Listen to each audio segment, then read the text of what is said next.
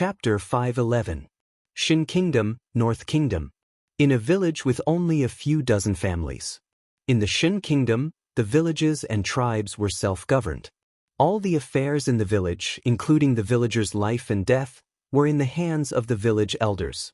Although this made a small number of people have too much power, it also saved a lot of manpower for the Shin Kingdom's imperial court.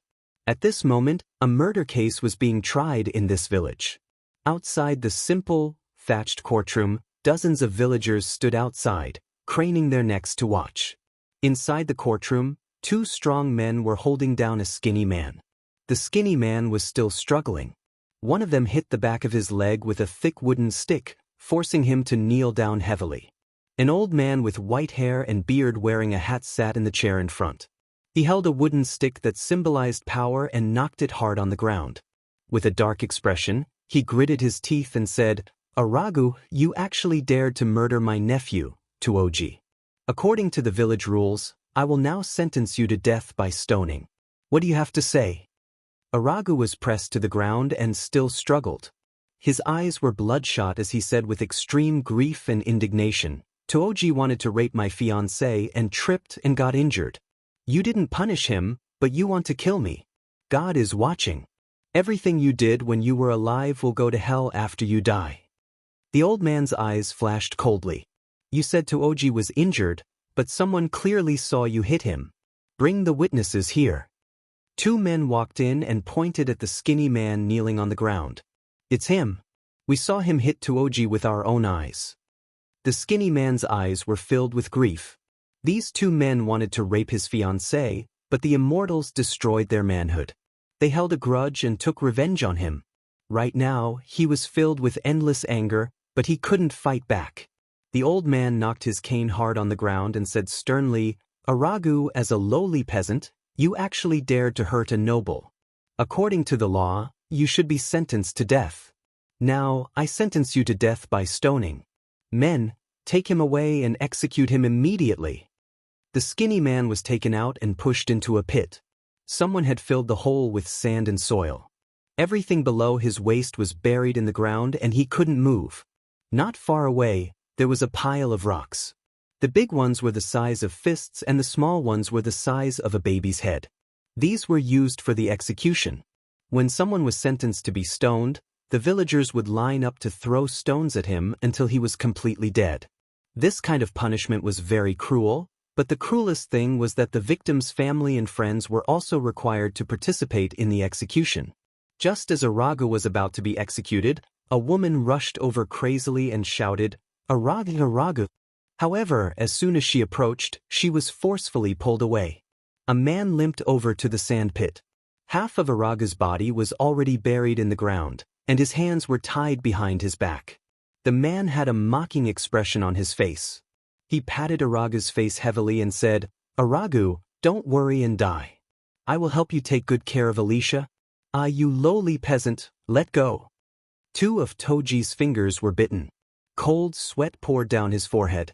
He kicked Aragu's chest. When he pulled his hand back, his fingers were bleeding. He wrapped his injured fingers with a handkerchief and strode out of the sand pit. Gritting his teeth, he said, "Smash him to death. Smash him to death." The execution began. Everyone picked up stones from the ground and threw them at the sand pit. Buried in the sand, Aragu couldn't dodge. Soon, his head was bleeding. Toji still couldn't vent his anger. He ordered the two men behind him, "Take Alicia to my house. I want this peasant to see the consequences of offending a noble."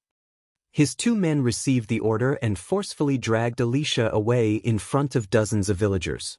Buried in the sand pit, Aragu's eyes were bloodshot. He roared like a beast, but he was trapped in the sand pit and couldn't move at all. On the other side, Alicia used all her strength to break free from the two men. She looked back at Aragu and said sadly, "Aragu, Alicia will still be your wife in the next life." With that, she slammed her head against the stone wall. A blood-red flower bloomed on the wall. Alicia's body fell limply to the ground. Toji's subordinate reached out and touched Alicia's nose.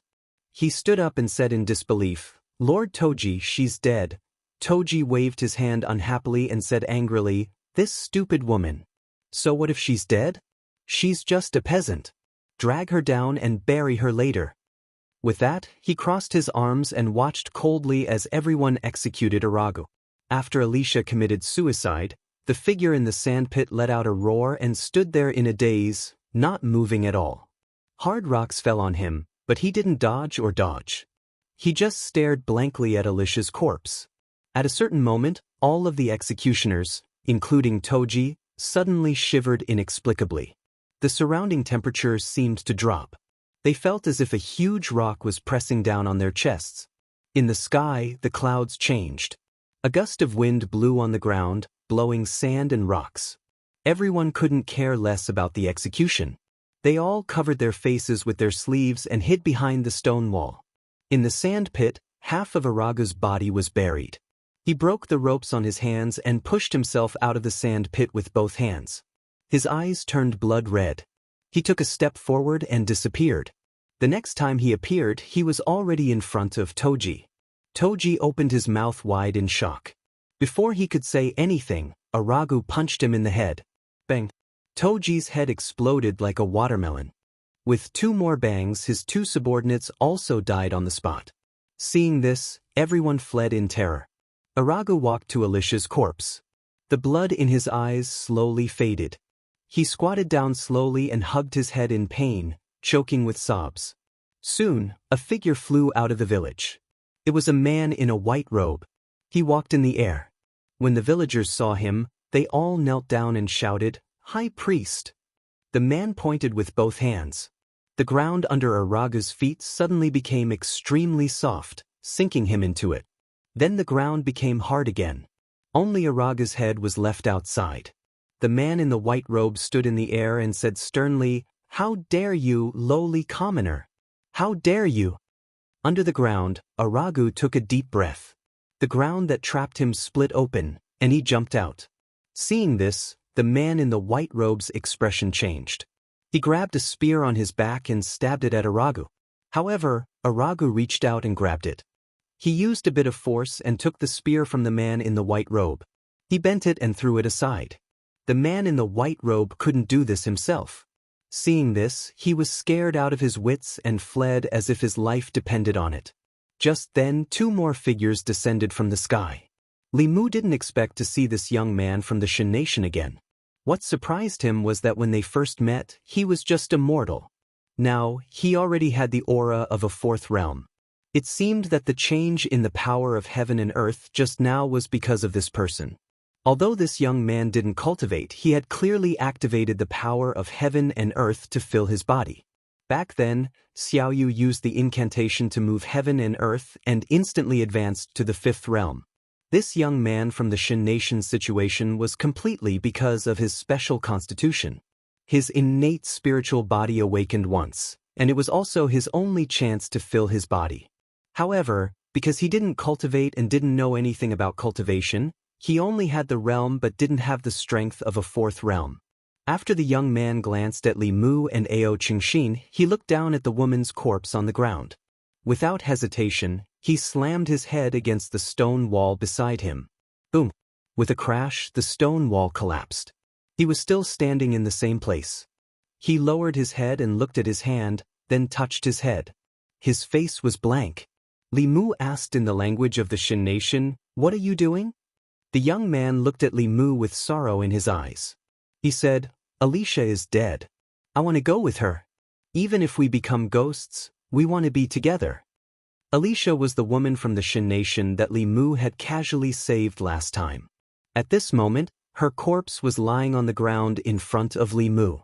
Li Mu looked at the corpse on the ground and said to the young man, "Since you two love each other so much, you don't have to die." He stretched out 2 fingers and swiped them in front of the young man's eyes. Aragu realized that he had seen Alicia again. He ran over excitedly and wanted to hug her. However, he passed through her body. Li Mu walked over and said, "She's just a ghost now. She needs to cultivate before she can reform her body. Forget it. Since we're fated to meet again, I'll help you again." He formed a seal with his hands. After a wave of the power of heaven and earth, Alicia's body slowly solidified. She was already dead. Li Mu couldn't resurrect her. He could only help her reform her body temporarily. The man and woman hugged each other again. They were very excited. Some things didn't discriminate between countries. Li Mu was moved by the feelings of this man and woman. Since he was already meddling in other people's business, he might as well help them to the end. Li Mu planned to teach them cultivation. With Araga's talent, it would be a waste if he didn't cultivate. Although Alicia didn't have much talent, as long as she cultivated to the third realm, they could be a normal couple. He touched their foreheads with his finger and transmitted the relevant information into their minds. Thank you, benefactor. The couple knelt on the ground again and kowtowed to Li Mu to thank him. Araga kowtowed a few times. He looked up and asked Li Mu, benefactor, you're from the Great Show, right? Li Mu nodded and didn't deny it. Aragu said longingly, I heard that everyone in the Great Show is equal. If the nobles break the law, they'll be punished. Anyone can cultivate. Women will also be protected. Compared to the Great Show, this is a kingdom of demons. Li Mu said, the Great Show wasn't as beautiful as you said from the beginning. It's because of the wise Empress leadership that the Great Zhou of today became what it is today. Arago lowered his head and said, our Empress will only promulgate laws that benefit the nobles. They won't care about lowly people like us. Li Mu looked at him and said meaningfully, you have to create a happy life with your own hands. If all the oppressed people of the Shin Kingdom unite, they can also change the world. After saying that, he said lightly, happy, let's go. 2 streams of light streaked across the sky again. Araga watched them leave. When the light disappeared from his sight, he looked down at his hands and muttered, all the oppressed people unite. When he returned to the South County, Li Mu already had a preliminary idea about the Shin Kingdom. Although the 2 countries often had conflicts recently, neither the Great Zhou nor the Shin Kingdom would easily start a war with the other country. The Shin Kingdom didn't have the strength to start a war. Although the Great Zhou had the strength, there was no need to start a war. After all, for a long time, the national policy of the Great Zhou was to develop peacefully. It was best to let the Shin Kingdom fall into chaos. Logically speaking, with the situation in the Shin Kingdom, countless people were widely oppressed. When they were oppressed to the extreme, they would resist. Such a regime would be difficult to stabilize. However, the most oppressed people in the Shin Kingdom were mostly limited by sections. The slave mentality was deeply rooted. They were willing to be oppressed and naturally wouldn't resist. Moreover, they couldn't cultivate. Even if they wanted to resist, they didn't have the strength to do so. What they needed was guidance. Although these people didn't have the strength, their psychokinesis was very useful. Li Mu could tell that Aragu was different from the other people at the bottom. However, he was too weak and couldn't be of much use for the time being. He had only planted a seed in Aragu's heart. Now, he needed someone with absolute strength and ability to infiltrate the Shin Kingdom and complete this matter. There were many experts that the Consecration Department could mobilize. They could fight, but no one in the entire Consecration Department could take on the responsibility of guiding the oppressed citizens of the Shin nation. If it really couldn't be done, Li Mu would have to do it himself. However, unless it was absolutely necessary, Li Mu didn't want to do it himself. This meant that he would have to stay in the Shin Kingdom forever. This was something Li Mu was more resistant to. Speaking of which, the officials in the imperial court were the most suitable for this kind of thing. Their cultivation might not be very high, but they had been in the imperial court for many years. They were all old foxes. They definitely had their ways of doing this kind of thing. However, it would be difficult for them to gain a foothold in the Shin Kingdom if they didn't have the strength. This matter could only be discussed at length. The matter in the South County was temporarily settled. Li Mu left Ao Run here to ensure that the border waterways were safe. He returned to the divine capital with Chung Xin. He planned to discuss it with the Empress slowly. However, before they reached the divine capital, Li Mu's expression suddenly changed on the flying boat. Just now, he suddenly felt that one of his soul clones attached to the 8 realms 6 demonic corpses suddenly lost connection with his primordial spirit. Immediately after, the second soul clones also mysteriously disappeared. Li Mu left the 10 demonic corpses with Phantom Princess. Although Li Mu couldn't use his soul clones to control them, There was always an extremely weak connection between his soul clones and his primordial spirit. The disappearance of the connection meant that something had happened to the demonic corpses. Li Mu stood on the flying boat. After hesitating for a moment, he changed directions and headed straight for the Thousand Fox Nation. Chapter 5:12. Life Continent, Yao Nation. Between the towering mountains and steep ridges, a huge white dragon flew at a low altitude. Sensing the unique aura of the dragon clan, countless monsters in the mountains trembled. Under the pressure of the bloodline, no matter if it was a small monster that had yet to transform or a great monster with a high cultivation base, a deep fear emerged from the bottom of their hearts. Li Mu sat cross-legged on the dragon's head, holding the dragon's horn and exerting a little force in one direction. Cheng Xian understood his meaning and changed direction a little, continuing to fly forward. A real dragon's flying speed was much faster than Li Mu's flying boat. After many days of getting along, Li Mu's relationship with this little female dragon had improved greatly. She was now willing to take the initiative to carry Li Mu. The dragon clan kept their promise. She promised to be his mount for 3 years. Along the way, she really didn't have the slightest intention of escaping. The mountain in front of them gradually became familiar. Li Mu pointed to the tallest mountain in the distance and said, "That's it. Thousand Fox Nation, Imperial Palace." A huge white dragon descended from the sky and landed on the square in front of the palace, causing countless people to be shocked. Soon, more than a dozen figures flew over and surrounded Cheng Xian and Li Mu, who had returned to their human forms. They looked nervous and pointed their weapons at the two of them. The battle was about to break out at any moment. The next moment, when everyone saw who had come, they immediately put away their weapons and cupped their fists respectfully. "Greetings, State Preceptor."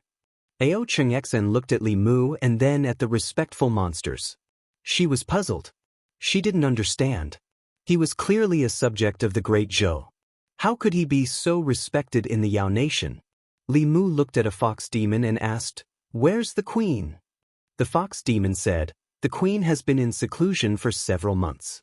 Lord 6 and Lord 9 are in charge of everything in Thousand Fox Nation now." Li Mu said, "Let them come to see me." When they went to invite Hu Lu and Hu Jiao, Li Mu collected the telekinesis from the two statues. After the psyche power merged into his body, the mana in his body increased slightly. The further he cultivated, the more psyche power he needed. The amount of psyche power he could get from daily worship was very little, but it was better than nothing.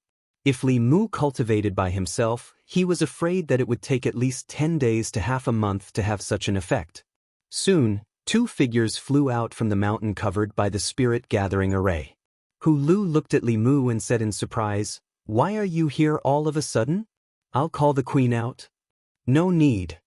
Li Mu waved his hand. This time, he didn't come to the Yao Kingdom to have a private meeting with Huan Ji. He had serious business to attend to. He went straight to the point and asked, "Where are the demon corpses I left here?"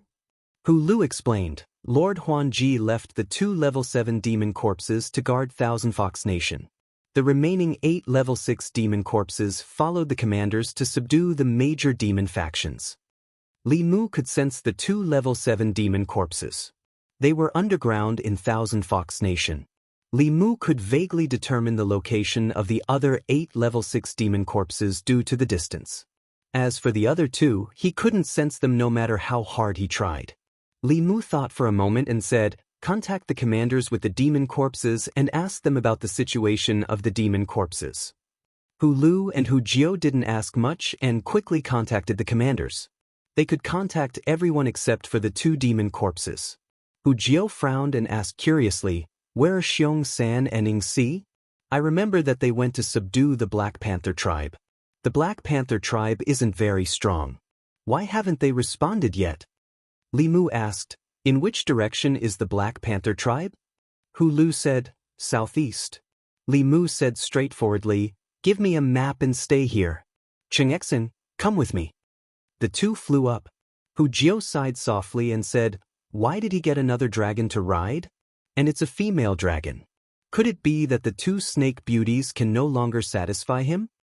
Hu Lu knocked his head and said, "Don't complain. Go and ask Lord Huanji to come out of seclusion. Hu Jiao said, Didn't you hear what he said? He said there's no need to call Lord Huanji. Hu Lu glanced at him and said, Why do you listen to him so much? If he says there's no need, then there's no need. If he leaves, when Lord Huanji comes out of seclusion, you'll be finished. Then, she walked toward the depths of the palace, where Lord Huanji was in seclusion. At the same time, in the southeast of Thousand Fox Country, Li Mu rode on Chengxin and flew slowly at a low altitude. Xiong 3, Ying Si, and the two monster corpses disappeared in this direction. Li Mu followed the mark on the map and headed toward the Black Panther tribe. Not long after, Li Mu and Chengxin landed on a mountaintop. There were already more than 10 Black Panther demons standing there. One of the Fifth Realm Panther demons knelt on one knee and said loudly, The Black Panther tribe is willing to submit to Thousand Fox Country. Please take us in, Your Majesty. Li Mu frowned slightly.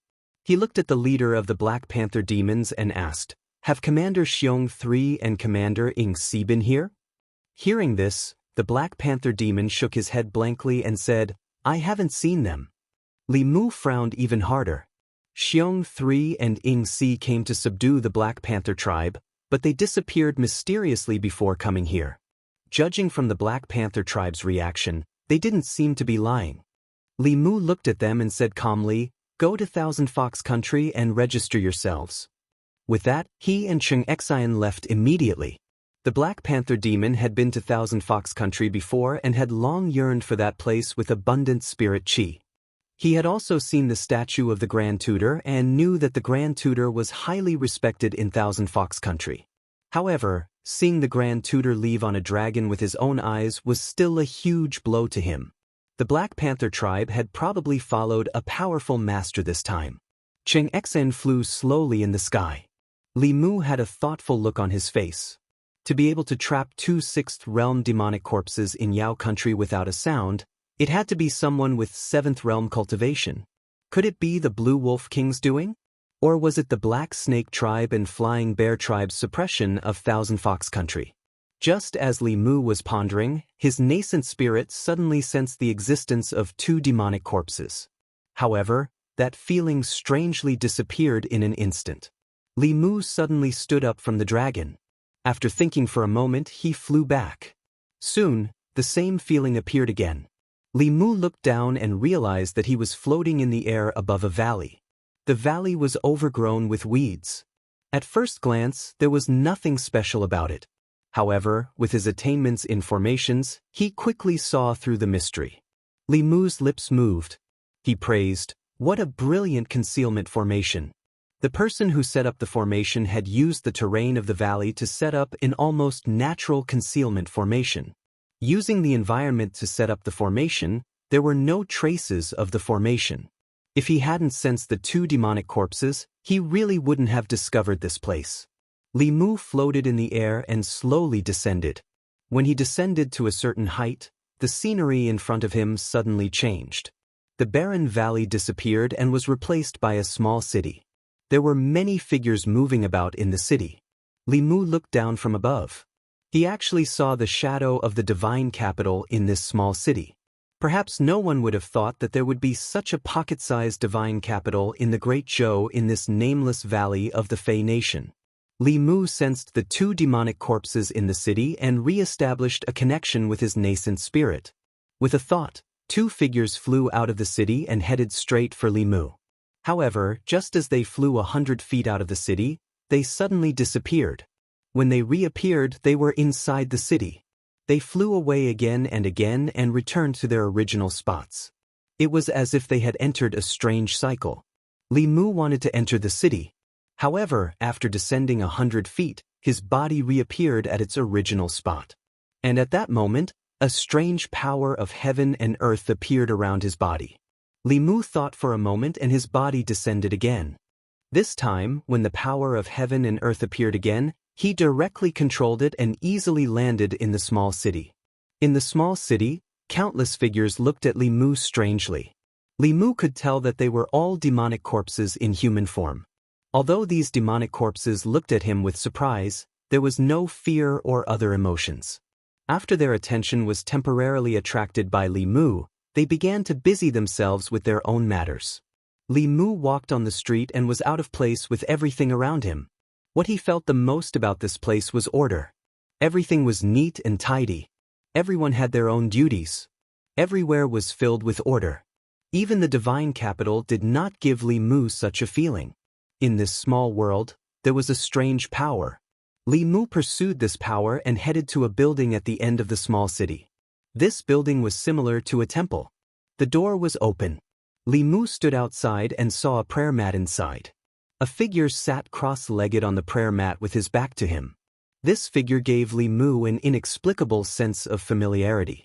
After Li Mu walked in, the figure stood up from the prayer mat and turned to look at him.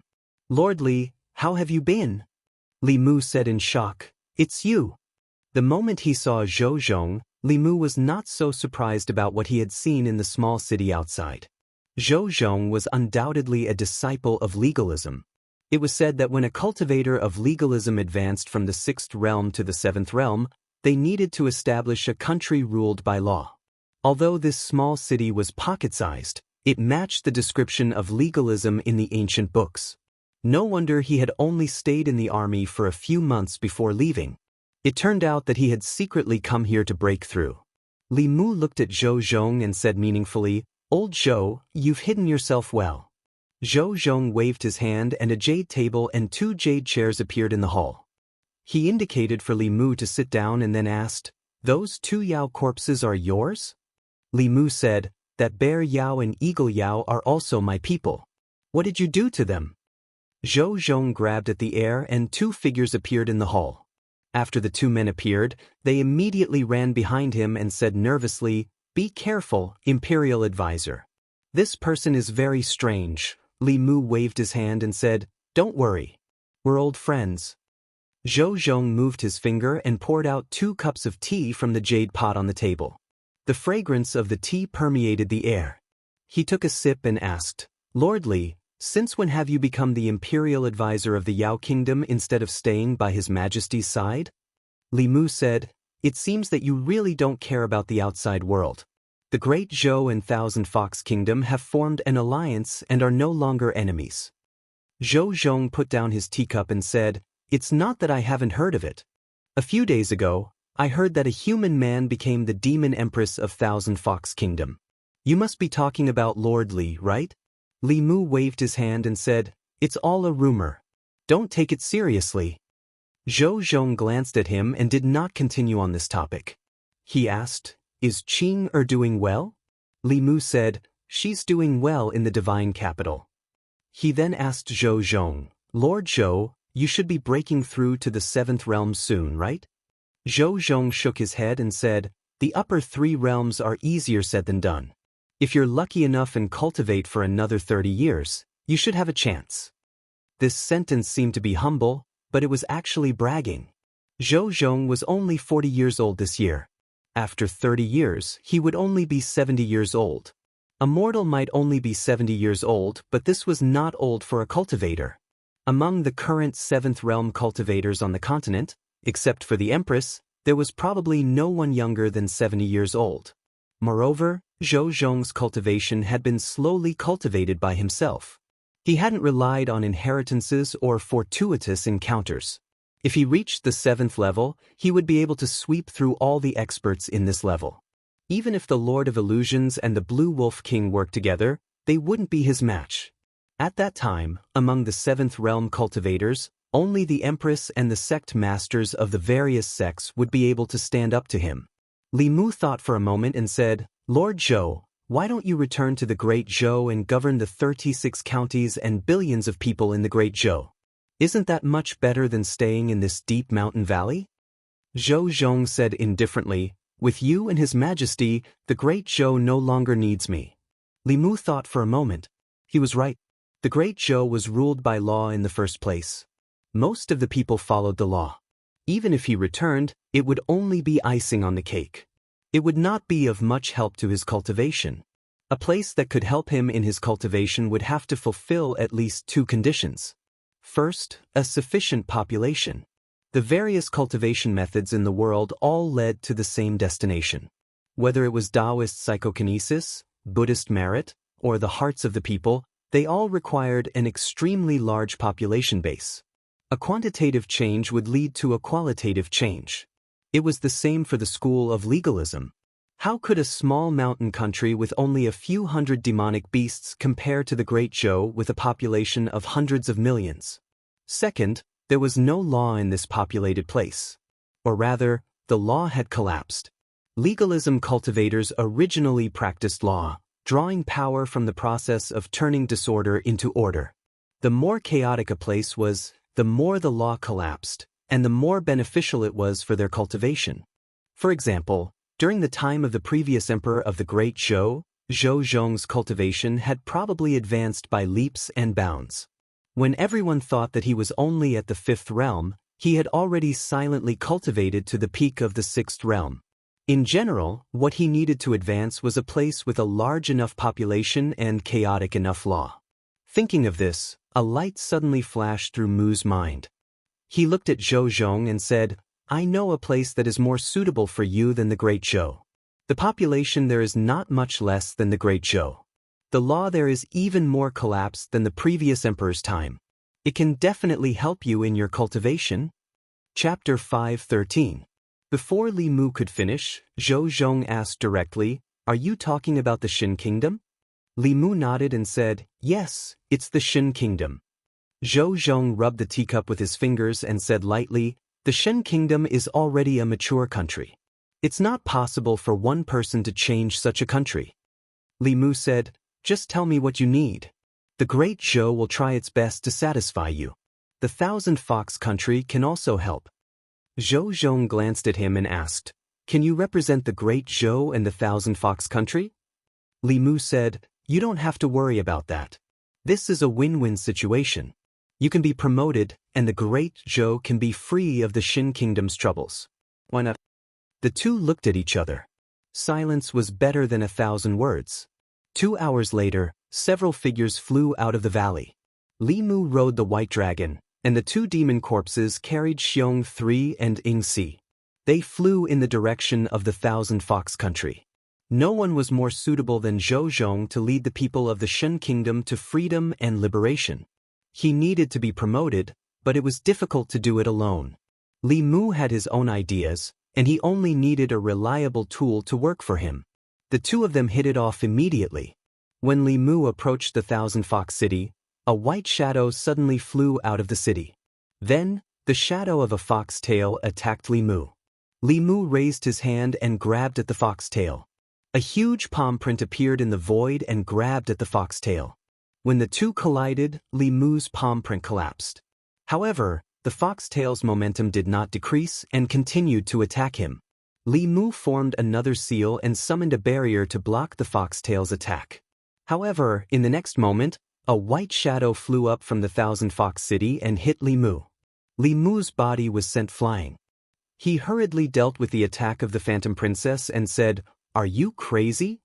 Phantom Princess did not respond at all. She held 2 short swords in her hands and continued to approach Li Mu. It was only then that Li Mu realized that something was off. Her strength had increased too much since the last time they met. Based on what she was displaying now, she had definitely surpassed the 5th level.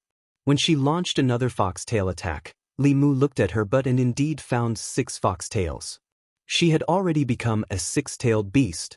No wonder she attacked him the moment she saw him. She probably wanted to get back at him. Li Mu struggled to deal with her. If he did not use his mystiques and spells and did not use his Dao Bell, he was naturally no match for a 6th realm cultivator. However, he could not use powerful Dao techniques like the demon-slaying protection curse on Phantom Princess. Li Mu's heart moved, and 2 demon corpses appeared in front of Phantom Princess. Li Mu took the opportunity to say, "I already know that you have advanced, it's about time." Phantom Princess did not continue to pester Li Mu. She stopped while she was ahead.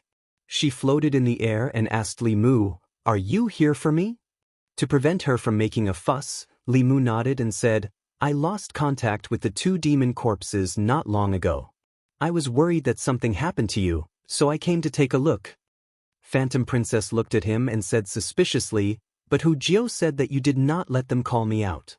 Li Mu glanced at Hu Jiu below and explained, I was worried that it would affect your cultivation. Speaking of which, how did you reach the 6th level so quickly? Phantom Princess was unconvinced. So what? Zhou Yi is still at the 7th level. You are not curious about her, but why are you curious about me? Li Mu just wanted to change the topic and ask casually. She was already at the peak of the 5th level. Now that she was the empress of a country, she could enjoy the psychic power of thousands of demon corpses. She also had the foundation that Thousand Fox Country had accumulated for many years. Growing another tail was just a piece of cake for her. He did not expect that she would drag the empress into everything. Fortunately, the empress was not here. Otherwise, the two of them would probably fight again. Li Mu did not reply to her and flew to the square in front of the palace. Phantom Princess also flew down. At this time, Ao Cheng-Exen flew over impatiently. She looked at Phantom Princess and asked Li Mu, Is this my master for the next 3 years? Phantom Princess looked at the girl with dragon horns on her head and asked, What master? Li Mu's eyelids twitched. He waved his hand at Cheng-Exen and said, What master? I don't even know what you are talking about. Go play by yourself first. I will call you when we go back. Phantom Princess grabbed Cheng-Exen's wrist and brought her to the side. She asked, What do you mean by what you said just now? Li Mu glared at Cheng-Exen and took the initiative to explain. This dragon has committed a serious crime. I captured her and brought her back to be Her Majesty's mount. Phantom Princess snorted and said bitterly, You keep saying Your Majesty and giving her everything. Are you as good to your wife as you are to Zhou Yi? Li Mu looked at her and said, You heartless fox. You know who I am the best to. This dragon is only at the 5th level. How many things have I given you? 2 7th level, 8 6th level, a page of the heavenly book, and countless pills. Touch your conscience. Do you have a conscience? Li Mu took the initiative after the attack. Phantom Princess was speechless. He did not stop there. Instead, he took the opportunity to fling his sleeve and said with great disappointment, I gave you everything I have, and you actually said such things. You have disappointed me too much. Cheng-Exen, let's go. After that, he turned into a stream of light and flew straight into the sky. Li Mu had a wishful thinking in his heart. If Phantom Princess did not chase after him, it would be good.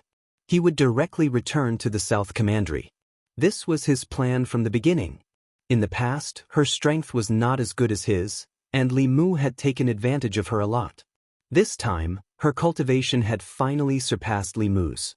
With the fox's vengeful personality, he would definitely suffer if he stayed here. However, his wishful thinking fell through in the end. Phantom Princess was faster than him. She stretched out her hands, puffed out her chest, and blocked in front of Li Mu. She whispered, I was wrong. Don't go. Li Mu looked at her. He did not know whether to leave or not. In the end, he flew back. Zhou Zhong still had a few days to take care of the small country. It was fine for him to stay in Thousand Fox Country for a few days, as long as the Empress did not know. As soon as Li Mu returned to the Imperial Palace, the spiritual snail in his storage space began to ring. Perhaps it was because of a premonition. Li Mu made a silent gesture to Phantom Princess. Then he picked up the spirit snail and said, Your Majesty. It was very lively on the other side of the spirit snail. Li Mu heard the voices of Zhong Ling, Xiao Bai, and Wan Wan at the same time. The Empress was obviously in the Li residence. In the courtyard of the Li residence, Zhou Yi held the spirit snail and asked, Didn't you say that the matter in the South Commandery has been resolved and you will be back soon? Why aren't you back yet? Lingla misses you, Li Mu coughed lightly and said, Regarding the matter of the Shin Kingdom, I have some ideas. If it succeeds, perhaps the great Zhou will never be disturbed by the Shin Kingdom again. Zhou Yi was silent for a while. Then she said, Be careful. If you need anything, tell me. Although she, like Ling, hoped that Li Mu would come back soon, she also knew that what he was doing now was beneficial to the country and the people. It was related to the great Zhou and the gathering of the Emperor's Qi in the ancestral temple. It was not the time for her to be willful. Li Mu smiled and said, Your Majesty, don't worry. After I'm done here, I'll return soon. Phantom Princess suddenly covered her mouth and coughed a few times. Then she apologized to Li Mu. I'm sorry, my throat is a little uncomfortable. Li Mu could clearly feel that the Empress's breathing had become faster. She asked in a deep voice, where are you? Li Mu said honestly, the Yao Kingdom. Zhou Yi took a deep breath and asked, the Xin Kingdom is south of the South Commandery. The Yao Kingdom is north of the North Commandery. Are you going to the Yao Kingdom to quell the chaos in the Xin Kingdom? Li Mu quickly said, Your Majesty, please listen to my explanation. Zhou Yi said coldly, explanation? You should be in the South Commandery, but now you're in the Yao Kingdom. How do you want to explain this? How about I help you make up an excuse? You were originally in the South Commandery. Through the demon corpse you gave to the fox spirit, you sensed that she was in danger. Then you crossed the entire Great Zhou to see that fox spirit? Li Mu's lips moved. For a moment he did not know what to say. Phantom Princess walked to Li Mu's side and said to the spirit conch, this is the truth. If you don't believe me, there's nothing we can do. Chapter 5:14. When Phantom Princess opened her mouth, Li Mu's hair stood on end. He covered her mouth and said, don't talk so much. Illusion Princess's mouth was covered by Li Mu, so she couldn't speak. She could only mutter, yeah. The woman's muffled voice entered Zhou Yi's ears. She almost crushed the spirit conch in her hand. She said angrily, what are you doing? Lu Hanyan walked over and asked, Your Majesty, what's wrong? Zhou Yi handed the spirit conch to her. She gritted her teeth and said, you have to control your husband. Hearing Lu Hanyan's voice coming from the spirit snail, Li Mu's heart was half at ease. In the past, she was unruly, arrogant, and willful, but after marrying him, she slowly began to be reasonable. Li Mu explained the situation to her. After a while, Lu Hanyan put down the spirit conch and said to the Empress, Your Majesty, you've misunderstood him. There's nothing between him and the Empress of Thousand Fox Country. It's all a misunderstanding. Zhou Yi took back the spirit conch and turned her head. What misunderstanding? As long as he doesn't betray the Great Zhou, he can be with whoever he wants. If you don't care, why should I care? Lu Hanyan smiled and said, no matter what, she's still the Empress of a country. As long as she's sincere about her husband, I don't care. It's just another sister in the family. Zhou Yi looked at Lu Hanyan.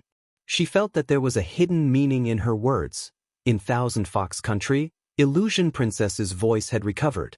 She looked at Li Mu in shock and asked, Zhou Yi and your wife are together?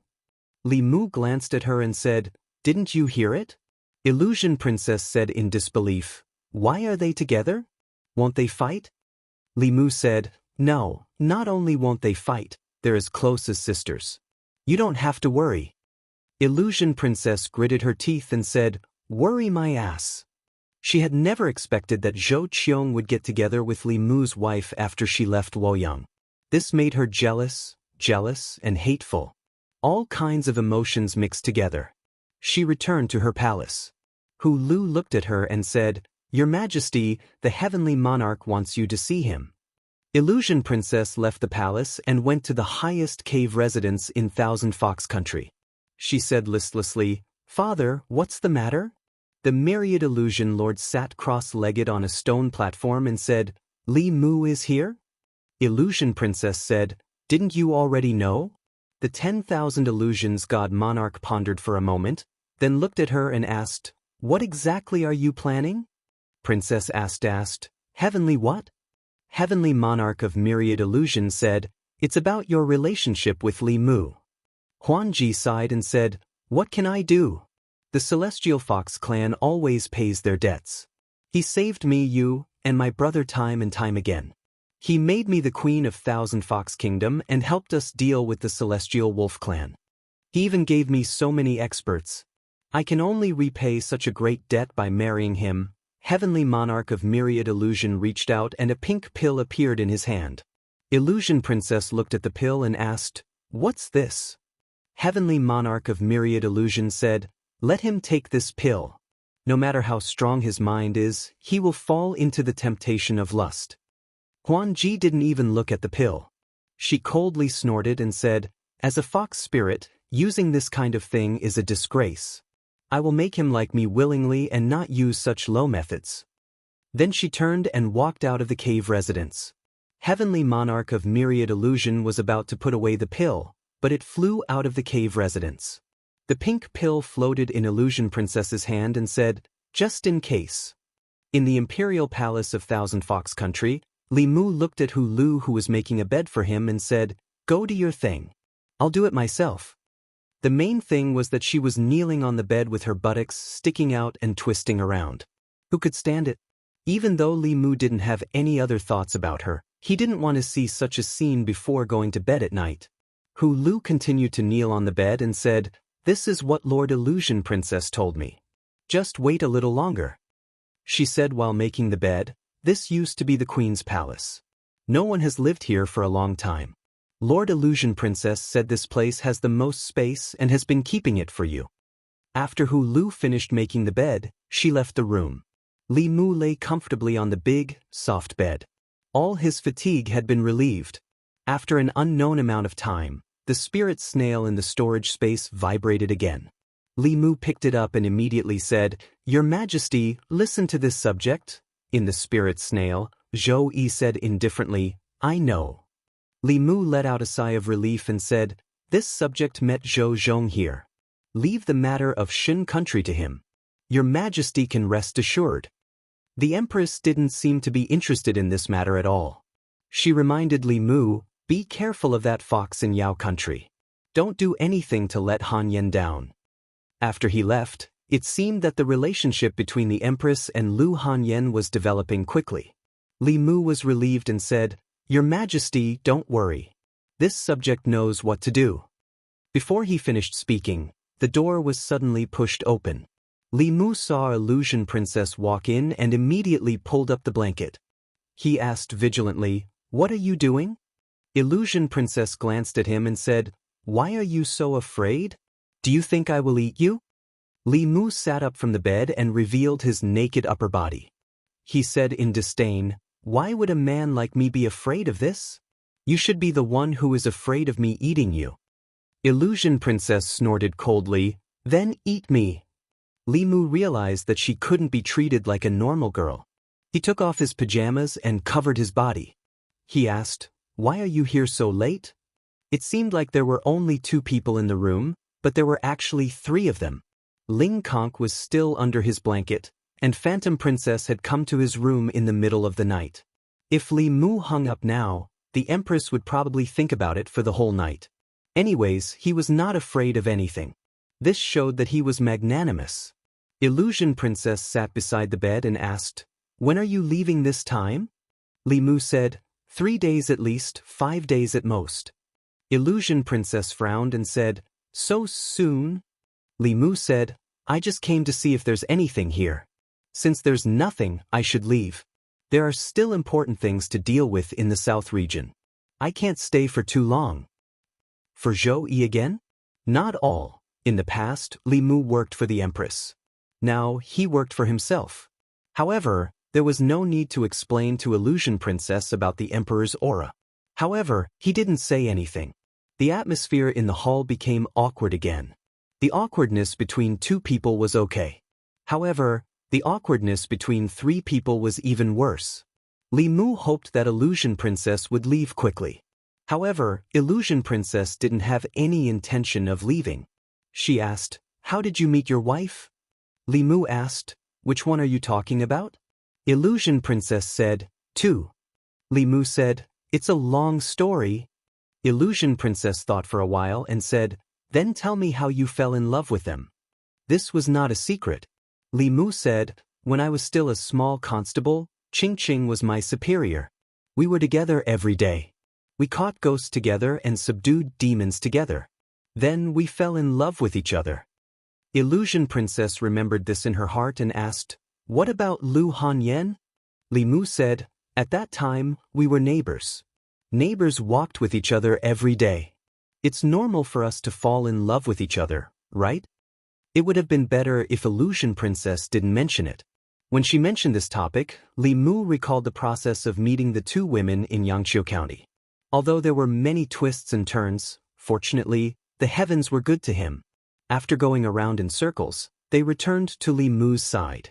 Illusion Princess continued to ask, "Then when did you fall in love with Zhou Yi?" Li Mu was still immersed in his memories. He murmured, "There's no specific time to fall in love with someone. Maybe it was when we were in Jianghu Palace." After a long time, Li Mu was halfway through his words when he suddenly realized something. He immediately shut his mouth. Illusion Princess looked at him and was shocked. "You really like Zhou Yi?" Li Mu strode to the bed. He didn't know when the Empress had hung up the spiritual conch. He let out a long sigh of relief. In Jianghu Palace, Zhou Yi, who had already fallen asleep, walked down the bed and walked back and forth in the bedroom. Her hands tightly held the corner of her nightgown. A trace of red cloud quickly appeared on her face. Chapter 5:15.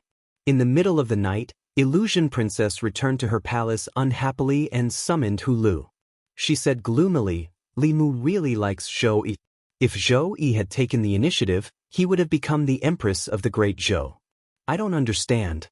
We're both Empresses. How am I not as good as Zhou Yi? Is she prettier than me? Does she have a better figure than me?" Hulu shook her head and said, "Her Majesty and the Empress of the Great Zhou are both first-class beauties in the world. In terms of appearance and figure, you can only say that each has her own merits. It's impossible to tell who's better." Then, she changed the topic and continued, "However, the Great Zhou is vast and far beyond our thousand-fox nation. Her Majesty can only compete with the Empress of the Great Zhou in terms of status if she unifies the entire demon nation. In addition, the Empress of the Great Zhou is also at the top of the world. She's one realm higher than Her Majesty. Also, Li Mu is at a disadvantage compared to the Empress of the Great Zhou. She has saved Li Mu many times, but we need Li Mu to save us. This is also why you can't compare to her. Stop talking." Illusion Princess waved her hand and interrupted Hulu. She called Hulu over to comfort her. However, after listening to Hulu's words, she felt even worse. After sending Hulu away, she lay on the bed and muttered, "Love grows with time." The next morning, just as Li Mu woke up, two beautiful little fox demons walked in with a tray. The breakfast of the thousand-fox nation looked very sumptuous. Li Mu couldn't finish it all by himself. He wanted to ask them to take away a few dishes, but when Illusion Princess walked in and sat at the table, he realized that it was a meal for two. Illusion Princess didn't seem to be here to eat breakfast with Li Mu. She talked a lot with Li Mu about the current problems of the thousand-fox nation and the future direction of development. From this, it could be seen that Phantom Princess was different from Empress. She was also the ruler of a country, but she was clearly more competent. Huan Ji bit her chopsticks and said, "Our spies in the Skywolf tribe have sent back news that the Sage Sect Elder has already left the Demon Kingdom. Do you think we should take this opportunity to attack the Skywolf Kingdom and take over the Skywolf Kingdom?" Li Mu took a sip of the fruit drink and shook his head. "It's not time yet. A starving camel is still bigger than a horse. With the current strength of the Thousand Fox Kingdom, it won't be easy to completely capture the Celestial Wolf Kingdom. Not to mention, the Black Snake and Flying Bear tribes are at their peak strength." "Oh." Huan Ji let out an "oh" and dispelled this thought. After a while, she said, "Then teach me Fulu and the way of formations. I want to learn." Since he had nothing to do, Li Mu wasn't stingy with these things. In the next 2 days, he taught her talisman formations when he had time. He was originally worried that Huan Ji had other motives and was plotting something, but it turned out that Li Mu was overthinking things. He didn't know when she became interested in Fulu and formations. She actually studied seriously and pestered Li Mu to teach her from morning till night. It was just that her talent was a little lacking. It was fine to draw low-level Fulu, but the failure rate of high-level Fulu was very high. With her cultivation, this shouldn't have happened. Thus, Li Mu could teach her over and over again without getting tired of it. In some ways, she was exactly the same as Ting Xian. She looked smart and quick-witted, but when it came to learning such profound knowledge, her nature as a poor student was exposed. She was a little stupid, but in the past few days, Li Mu also gained a lot from her. The main thing was the ability to resist charm. When Xiaobai had 5 tails, The charm in her gestures was sometimes something that Li Mu couldn't resist even without the clear heart art. Huan Ji, a six-tailed fox, had to change into 3 different sets of beautiful clothes every day. The later it was, the less she wore. Without self-control, he really didn't dare to let her stay by his side. Late at night in Huan Ji's bedroom, she stood barefoot on the ground and admired her graceful body in the mirror. After a while, she walked to the table and sat down. She held her chin with one hand and muttered, "How long is a day? Is 10 days enough?" Li Mu and Zhou Zhong had agreed that he would come to Thousand Fox Country to find him after he solved the matter of the small demon country. It wasn't until the 5th day when he was teaching Huan Ji a new fulu that Hu Jiao came to report that a human was looking for him outside. Li Mu and Huan Ji walked to the square in front of the palace. Zhou Zhong wore a long robe and stood there. He said to Li Mu, "Let's go." Huan Ji looked at Zhou Zhong with sullen eyes. Her plan of making love had just started and was forced to stop. She didn't know when she would have such an opportunity again. Li Mu turned to Huan Ji and said, "We're leaving." Huan Ji waved her hand, "Let's go, let's go." It wasn't until the 3 figures disappeared into the horizon that she retracted her gaze and fell into deep thought again. After a while, Huan Ji suddenly looked at Hu Lu and said, "Tell them to speed up the incorporation of the various demon races." Hu Lu hesitated and said, "But Your Majesty, our territory has already expanded greatly. If we continue, we will clash with the territories of the other 3 races." Huan Ji said, "How is this considered large? It's even worse than the Great Zhou. Zhou Yi can control half of the Zhu continent. Why can't I control the entire demon country?" Shen Nation, Northern State. After leaving Qianhu Nation, Li Mu and Zhou Zhong went directly to Shen Nation's Northern State. Great Zhou had 36 counties, and Shen Nation had more than 20 states. Their states were on the same level as Great Zhou's counties, but they were different. The Great Zhou court firmly controlled the 36 counties, but Shen Nation states were very independent. Every state was highly autonomous.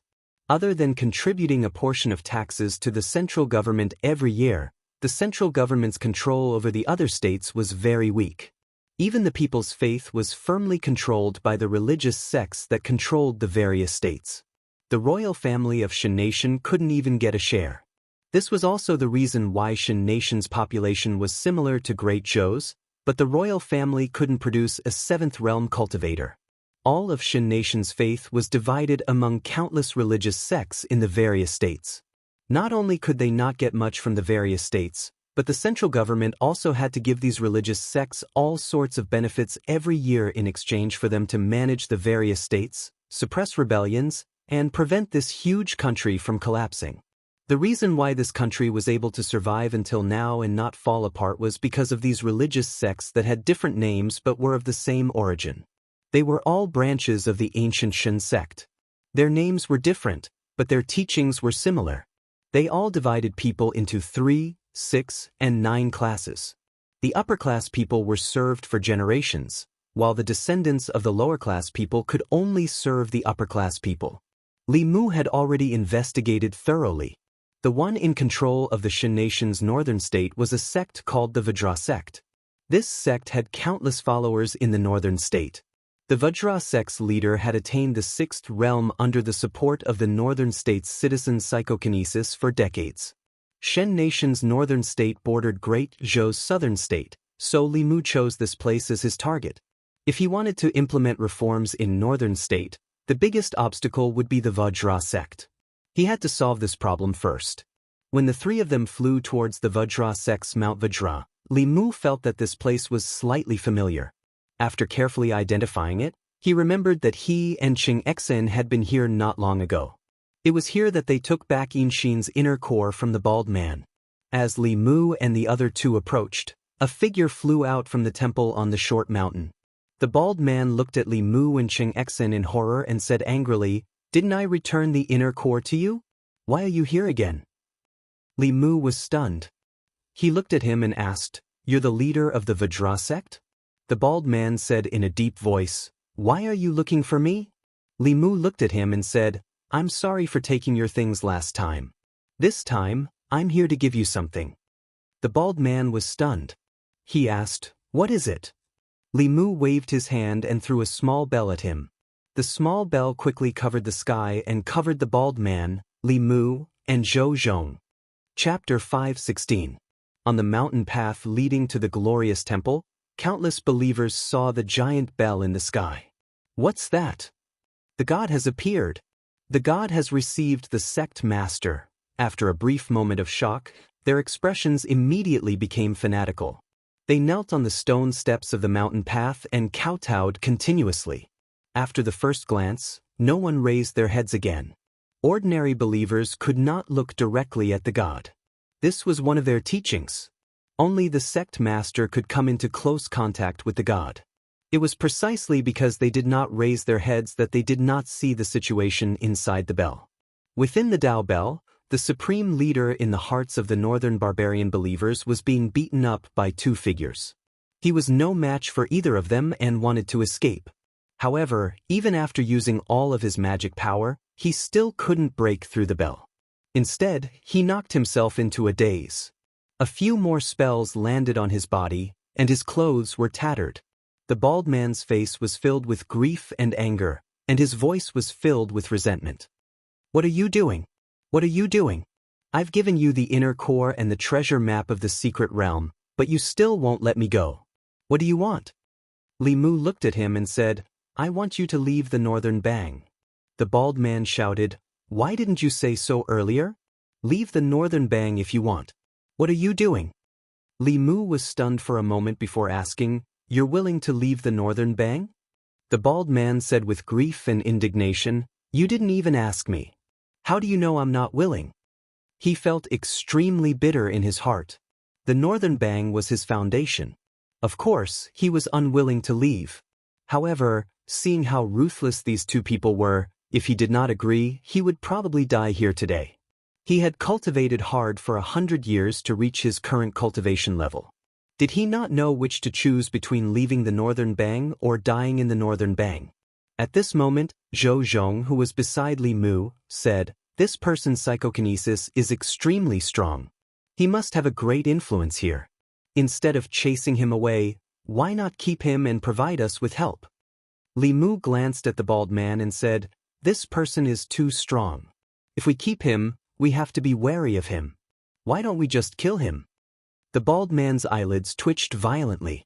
He immediately spoke in standard Great Zhou Mandarin, There are believers of my sect in the entire northern state. No matter what you do, I can help you. Li Mu said indifferently, I want you to abolish the hierarchy of the northern state. From now on, there will be no distinction between nobles and peasants. Standardize the legislation of the northern state. Before the law, everyone will be treated equally. The bald man's expression changed greatly, and he immediately said, That's impossible. Li Mu looked at Zhou Zhong and said, Like I said, it's better to kill him. The bald man continued, If that's impossible, then what is possible? Actually, I've long wanted to enact a new law in the northern state to abolish the status of the untouchables. It's not that we can't discuss it. It's not a big deal, we can go down and talk about it slowly.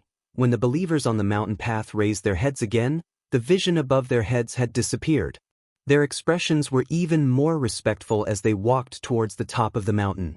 In the temple at the top of the mountain, in a magnificent hall, the bald man offered a drop of his soul blood.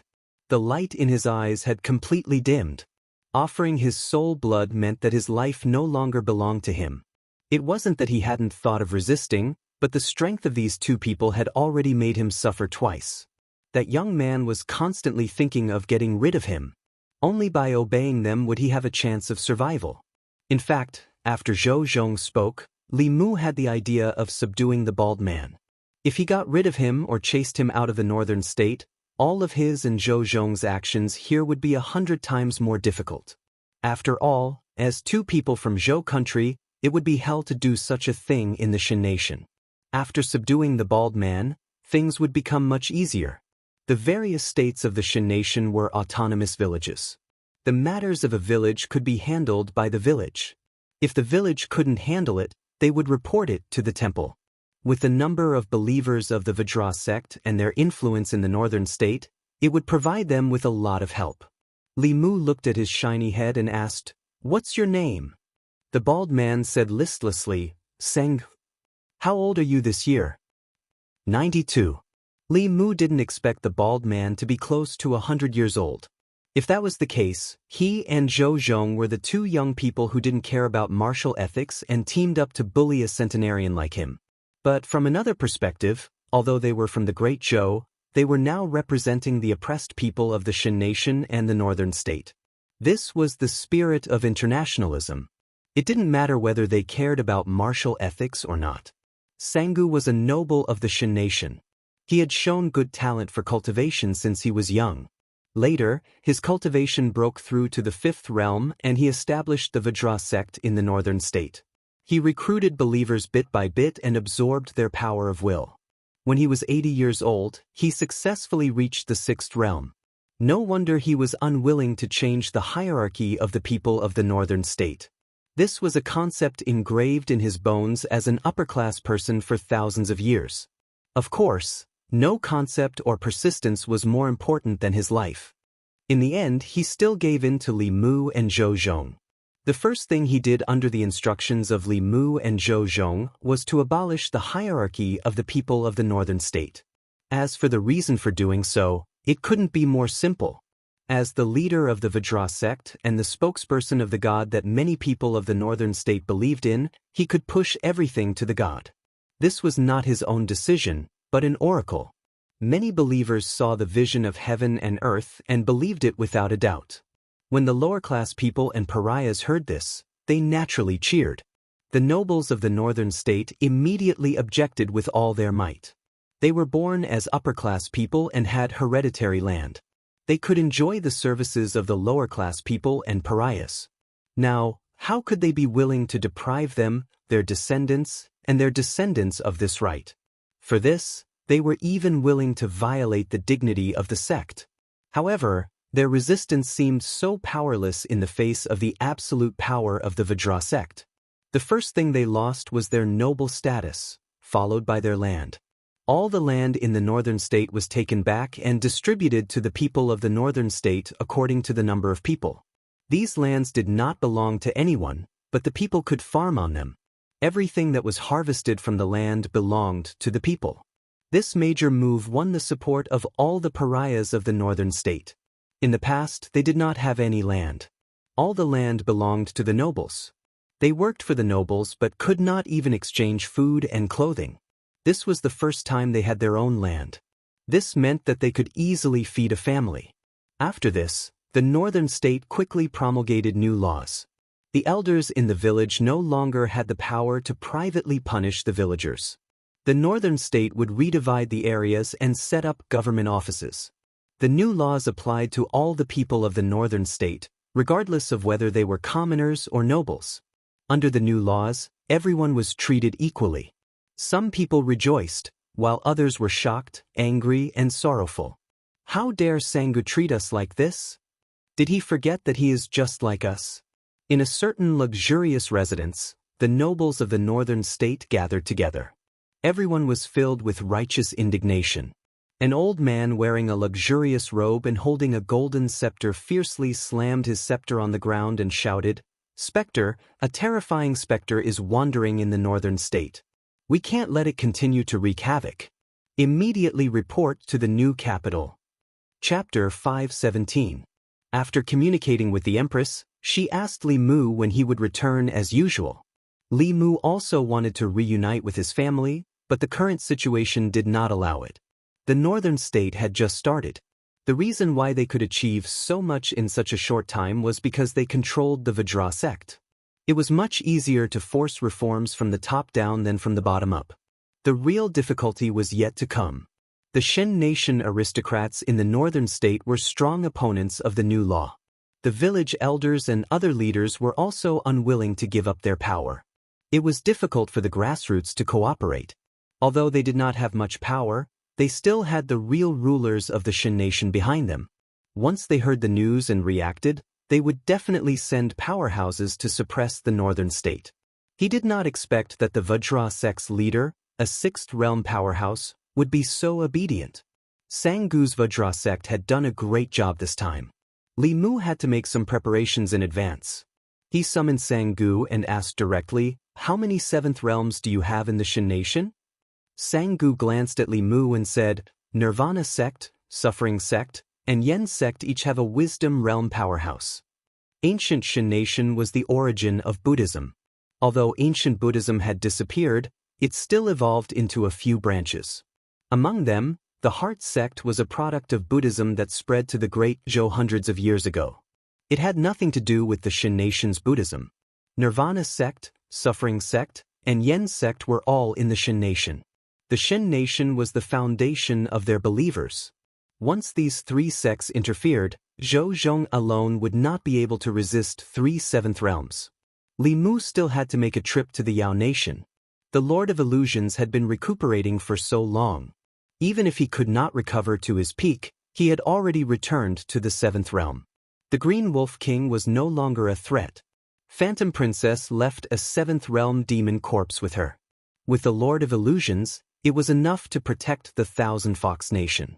With the northern states Zhou Zhong and himself, even if the Shin nation's royal family invited the powerhouses of the 3 sects, it would be useless. When he returned to the Yao nation this time, Phantom Princess was already in seclusion. Li Mu did not let Hu Lu disturb her. He quietly took a 7th realm demon corpse and returned to the northern state. Li Mu controlled the airship to fly high in the sky. At a certain moment, he suddenly looked down. Below the clouds, on the ground, a figure was frantically fleeing. Several white-robed men chased after him. The leader of the group held a magic staff and said angrily, "You lowly commoner, how dare you offend your superiors? After I catch you, I'll let you suffer 108 punishments before you die." Iegu flew at full speed. His spiritual power was almost exhausted. He wanted to live a good life with Alicia, but when he and Alicia went to the market to buy groceries, Alicia caught the eye of an aristocrat. After a conflict with the aristocrat, he seriously injured the aristocrat's entourage, angering the family behind the aristocrat, and was chased by several priests of the family. Under the teachings of his benefactor, Aragu had already started cultivating. However, he did not know many spells and was no match for these people. He could only flee helplessly. He hadn't been cultivating for long, so his flying speed was far slower than the flying carpets under their feet. Soon they caught up with him. Bang! A magic staff hit Aragu's back hard. He spat out a mouthful of blood and could no longer summon any spiritual power. 5 white-robed men jumped down from the flying carpets and walked toward him step by step. They mocked, "Lowly commoner, run, keep running." Alicia had already settled Alicia. Now that he had settled Alicia down, Aragu no longer had any worries. He clutched his chest and leaned against a tree with difficulty.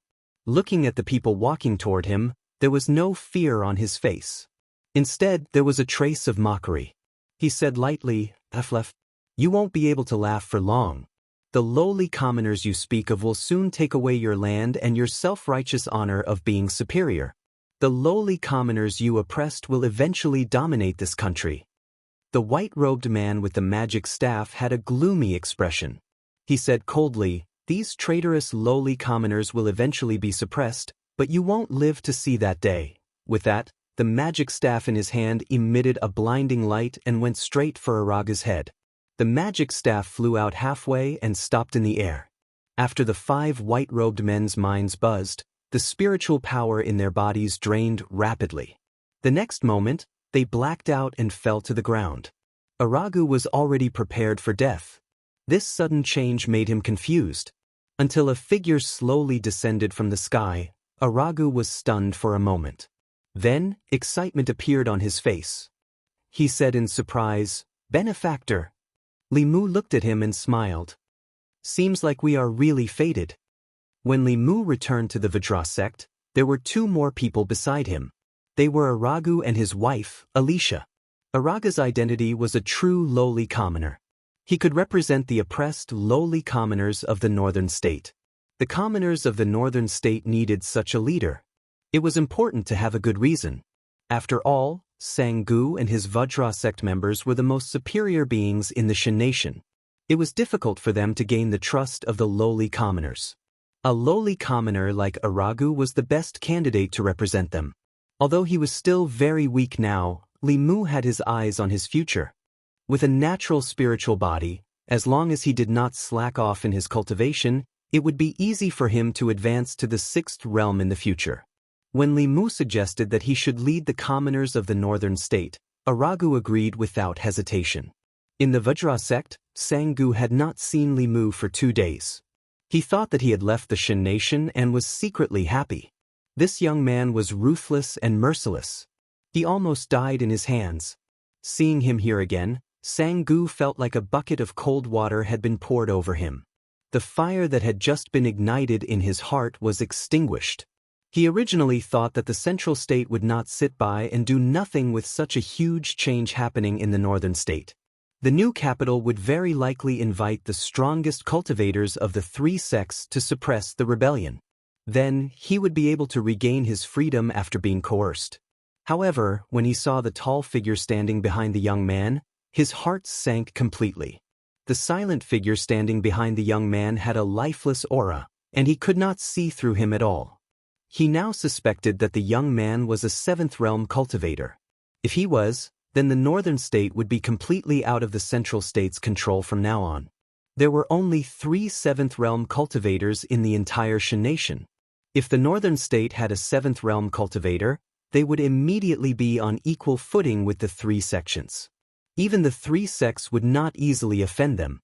He looked at Li Mu tentatively and asked, "Sir, this is?" Li Mu looked at him indifferently and said, "Don't ask what you shouldn't ask." Sanggu immediately shut his mouth. However, he was almost certain that this young man was undoubtedly a 7th realm cultivator. His future days would be even more bleak. Just as this thought appeared in his mind, he suddenly turned to look into the distance.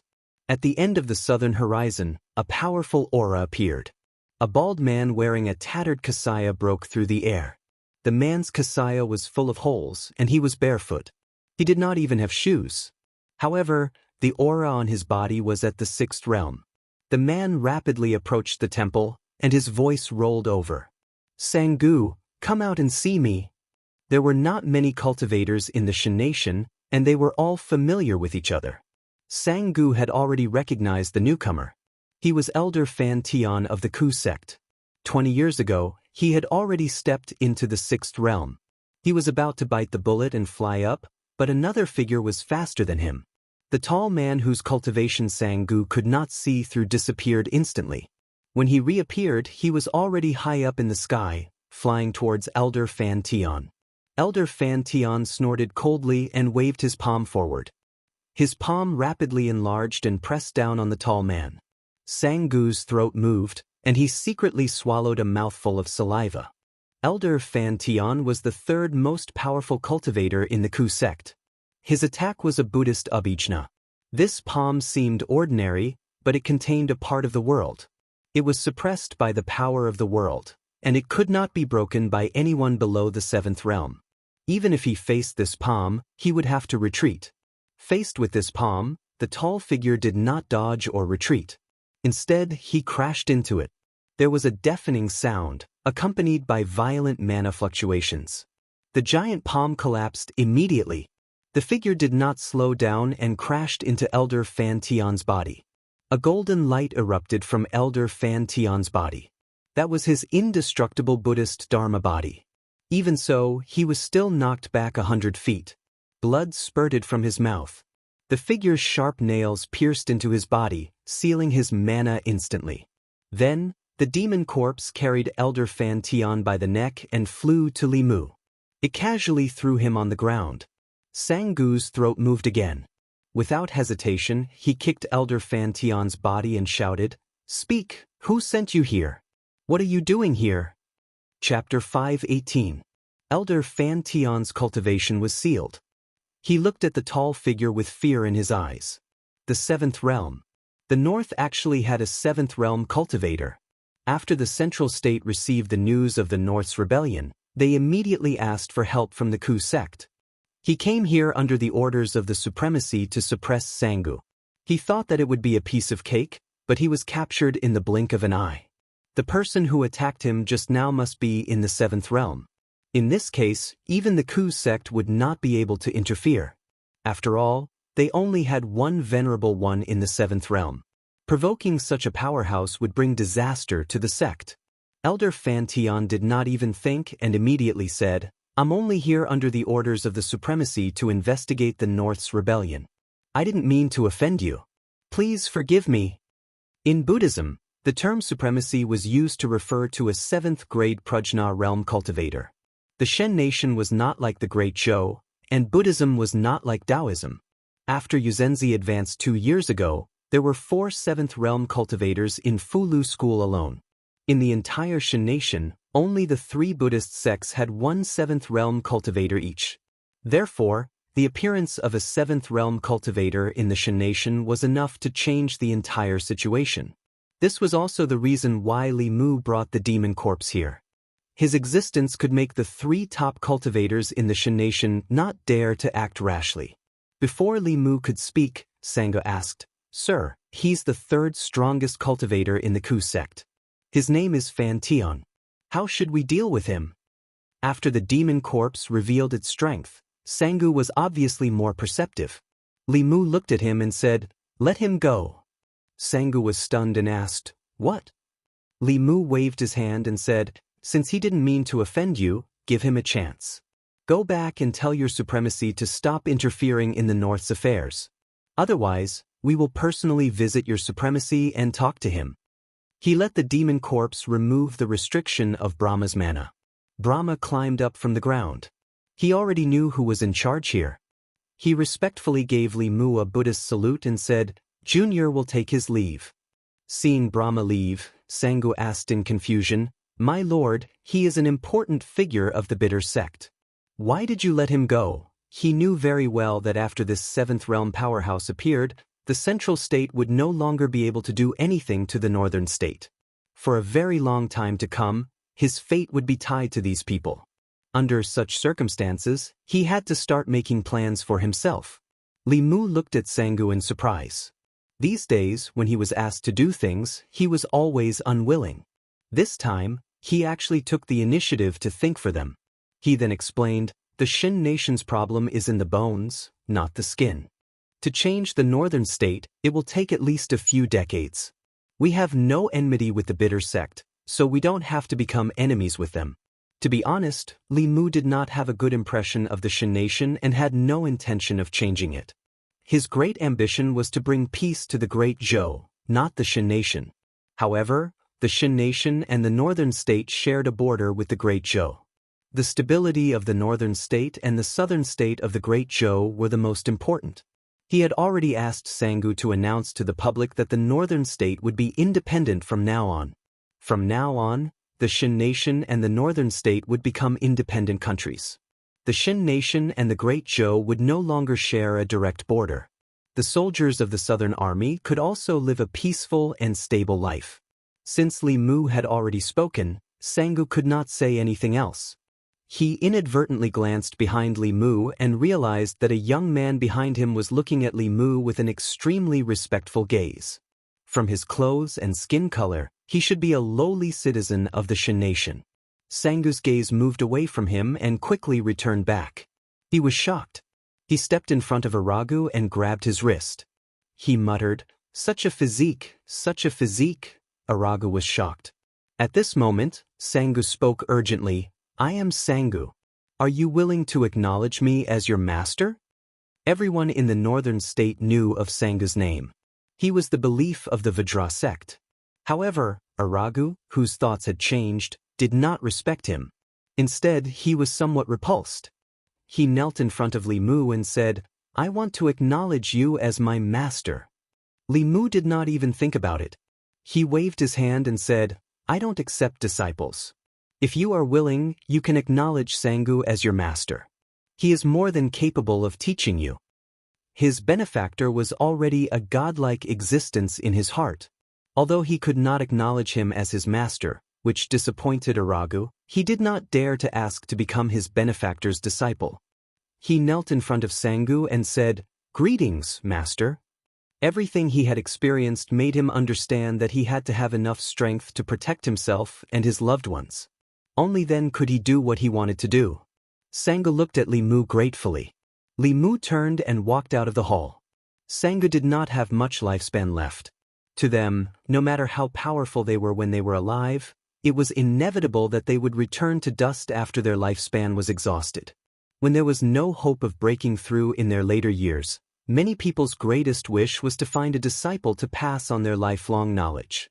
With Araga's physique, even a 7th-level cultivator would not be able to resist snatching him, let alone a 6th-level cultivator.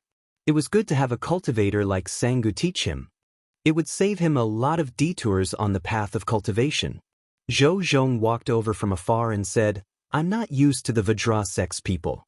When you return to Shendu, transfer Wei Peng over." Li Mu nodded and said, "There's no need to return to Shendu.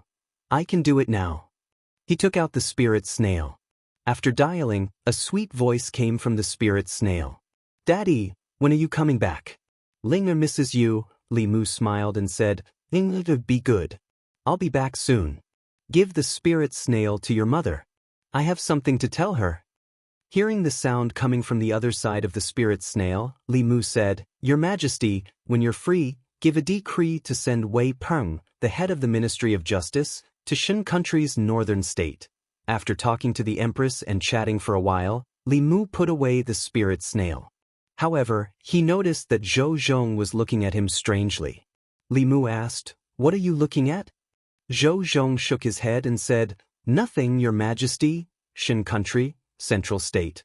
On a flattened mountaintop, there was a group of magnificent temples that occupied a large area. On the top floor of the tallest pagoda in the group of temples, Brahma put his hands together and said, "Venerable One, this is what happened. If it wasn't for the mercy of that senior, I would have passed away." An old monk sitting cross-legged on a lotus throne with his eyebrows hanging down to his chest slowly opened his eyes and said, "Our foundation isn't in Northern State. Since that's the case, we don't have to care about Northern State anymore." The Ku sect only had one Venerable One and couldn't afford to offend a 7th realm cultivator. There was no need to offend a 7th realm cultivator for the imperial court. Brahma asked, "If that's the case, how do we explain it to the imperial court?" The old monk said, "Tell them the truth." Brahma bowed and said, "As you wish." Shen country, central state, new capital. In the palace hall, the young emperor of Shen country gathered the important officials to discuss the rebellion in northern state. "Your Majesty, don't worry. Elder Brahma has already gone to northern state. I believe the rebellion will be quelled soon. Although I don't know what's wrong with Sangu, he's definitely no match for Elder Brahma. With Elder Fantion here, nothing will happen." While everyone was discussing enthusiastically, an official stumbled in from outside and shouted, "Your Majesty, it's bad. Northern State has sent an urgent message. Northern State has declared independence." Preposterous! The Emperor of Shen country was furious. He pulled out the sword that symbolized power from his waist and pointed to the north. He said, "Send troops, we must send troops. Gather the defense forces and send troops to Northern State immediately." An official advised, "Your Majesty, please calm down. Elder Brahma hasn't returned yet. Perhaps the rebellion in Northern State has been quelled." As soon as he said that, another official hurriedly ran in from outside and said while panting, "Your Majesty, news from the Ku sect. Elder Brahma has returned. The Venerable One has passed down a decree that the Ku sect will no longer interfere in Northern States' affairs." An official asked in shock, "Why? Could it be that even Elder Brahma can't quell the rebellion?" "Even if Elder Brahma can't, the Venerable One doesn't have to give such a decree." The Emperor of Shen country was even angrier. He clenched the sword in his hand and said in a deep voice, "Send troops." The official hurriedly said, "Your Majesty, you can't. Elder Brahma said that there's a 7th realm powerhouse behind Sangu. Even the Ku sect doesn't want to provoke him." The expression on the Shen Emperor's face froze. After he regained his senses, he loosened his grip on the sword and put it away.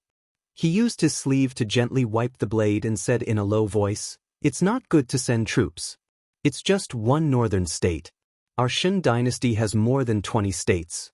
It doesn't matter if there's one more northern state or one less northern state. Don't you think?" Chapter 5:19. Your Majesty is wise. If even the bitter sect doesn't want to provoke them, the other two sects won't easily offend them either. Let's give up on the northern state in exchange for the stability of the other states. The Shin Emperor spoke, and the officials all agreed. A few of them showed hesitation on their faces. Their lips moved as if they wanted to say something, but due to the general trend, they couldn't say anything in the end. The young Shin Emperor put his sword back into its scabbard, waved his hand and said, "Disperse.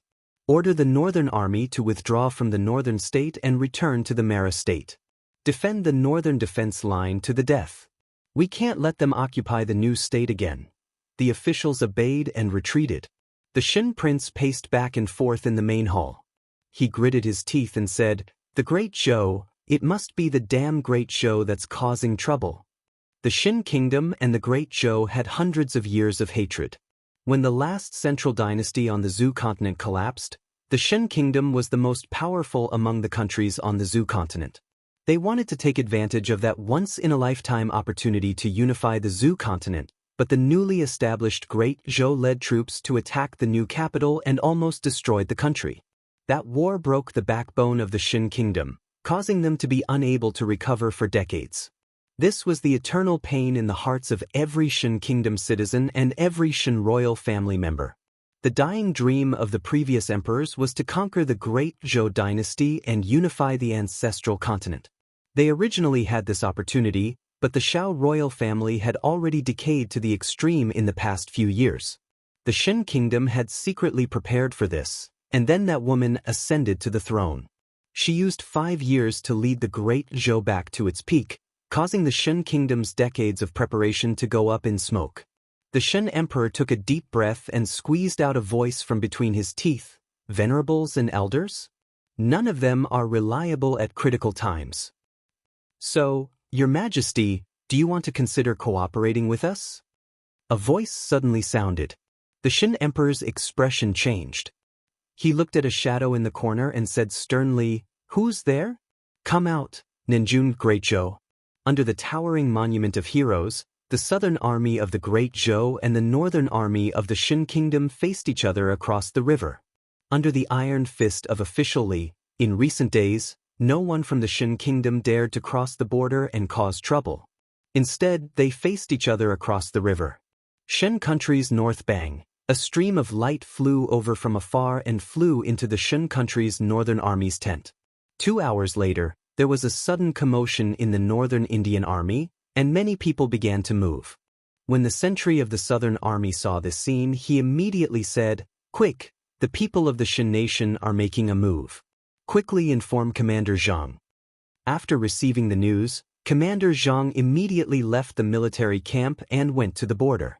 He asked in a deep voice, "What happened to the people of the Shin kingdom?" Several high-ranking military officers stood by the riverbank and looked at the other side with puzzlement on their faces. At first, when the northern army of the Shin kingdom made a move, they thought that the other party was going to provoke them on a large scale. They were already on full alert and prepared for war. However, the actions of the other side made them somewhat confused. After the commotion in the northern army of the Shin kingdom, they began to tear down the tents of the camp, smashing the stoves built outside, and pulling down the northern army flag erected in front of the camp. A deputy general was puzzled and said in shock, "What are they doing? Are they going to rebuild the camp?" Another general said, "Why does it look like they're retreating? Damn, they're really leaving. The northern army is retreating from the border. What are they doing?" All the soldiers of the southern army stood by the riverbank and watched as the northern army of the Shin kingdom tore down their camp, leaving behind a mess, and retreated. Some of them had been guarding the border for decades and had fought with the northern army of the Shin kingdom for decades. This was the first time they had seen such a strange scene. This was the border between the two countries. How could the Shin kingdom withdraw their army for no reason? When the generals saw this, they became vigilant. What trick is this? Are they deliberately acting like they're retreating to make us lower our guard? Why are the people of the Shin kingdom so careless? We still can't let our guard down. Just as everyone was worried, a dragon's roar came from the sky. 2 streams of light landed in the crowd. Commander Zhang walked forward and cupped his hands. "Lord Li, the northern army of the Shun kingdom suddenly retreated for no reason. In your opinion, this? Li Mu smiled and said, don't worry, this is a normal military movement. The Shun kingdom and the northern kingdom are already independent. Naturally, the northern army will not be allowed to stay. From now on, the Great Zhou will no longer border the Shun kingdom. The soldiers of the southern army can live in peace. What? The Shun kingdom and the northern kingdom are independent? How is this possible? When the generals heard this, they all exclaimed. The northern kingdom was a part of the Shun kingdom, just like the southern county would always be an inseparable territory of the Great Zhou. Whether it was an external invasion or internal strife in the southern county, the imperial court would not sit idly by. Think about it, would the Great Zhou allow the southern county to be independent? Only Commander Jianghu was shocked. He looked at Li Mu and asked, Lord Li, did you do this? Li Mu waved his hand and said, I only did a little work. It's not worth mentioning. All right, I'll have to trouble Commander Jianghu to go to the county office and let them tell the public about this matter so that the people of the southern county can rest assured. Commander Jianghu came back to his senses after a long time. He cupped his hands and bowed deeply to Li Mu. He said, I admire Lord Li from the bottom of my heart. The people of the Shun kingdom provoked the Great Zhou at the border of the northern kingdom. They thought that Lord Li would beat the northern army of the Shun kingdom until they were afraid, and that would be the end of this matter. They did not expect that he would directly take drastic measures to make the northern kingdom of the Shun kingdom independent. The northern kingdom of the Shun kingdom would become an independent country. This way, the Great Zhou and the Shun kingdom would no longer be neighbors, and the southern county would no longer be harassed by the Shun kingdom.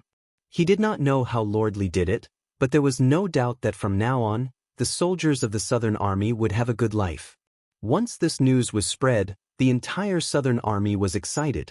When the people of South County heard about this exciting news from the officials, Li Mu had already ridden on Chengxian and was on his way home. As for Ao Run, because of his recent good performance, he was given a long vacation by Li Mu and returned to the eastern county to reunite with his wife and concubine. On this day, when the officials of the Great Zhou were attending the morning court, a strange phenomenon suddenly occurred in the ancestral temple of the imperial palace. Golden light shone out from the ancestral temple and could be seen clearly everywhere in the divine capital.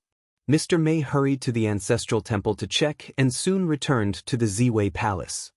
He said, Your Majesty, for some reason, the psychic power of the southern county's psychic power cauldron in the ancestral temple suddenly increased. The golden light of the ancestral temple was emitted by this cauldron. When the officials heard this, they were both happy and suspicious. They were happy because the increase of any county's psychic power was beneficial to the condensation of Emperor Qi. Soon, the Great Zhou would have another seventh realm powerhouse. They were suspicious because the southern county and the Shun kingdom bordered each other. The people of the southern county were often harassed by the people of the Shun kingdom. Their psychic power had always been ranked last among the 36 counties. Why would it suddenly increase?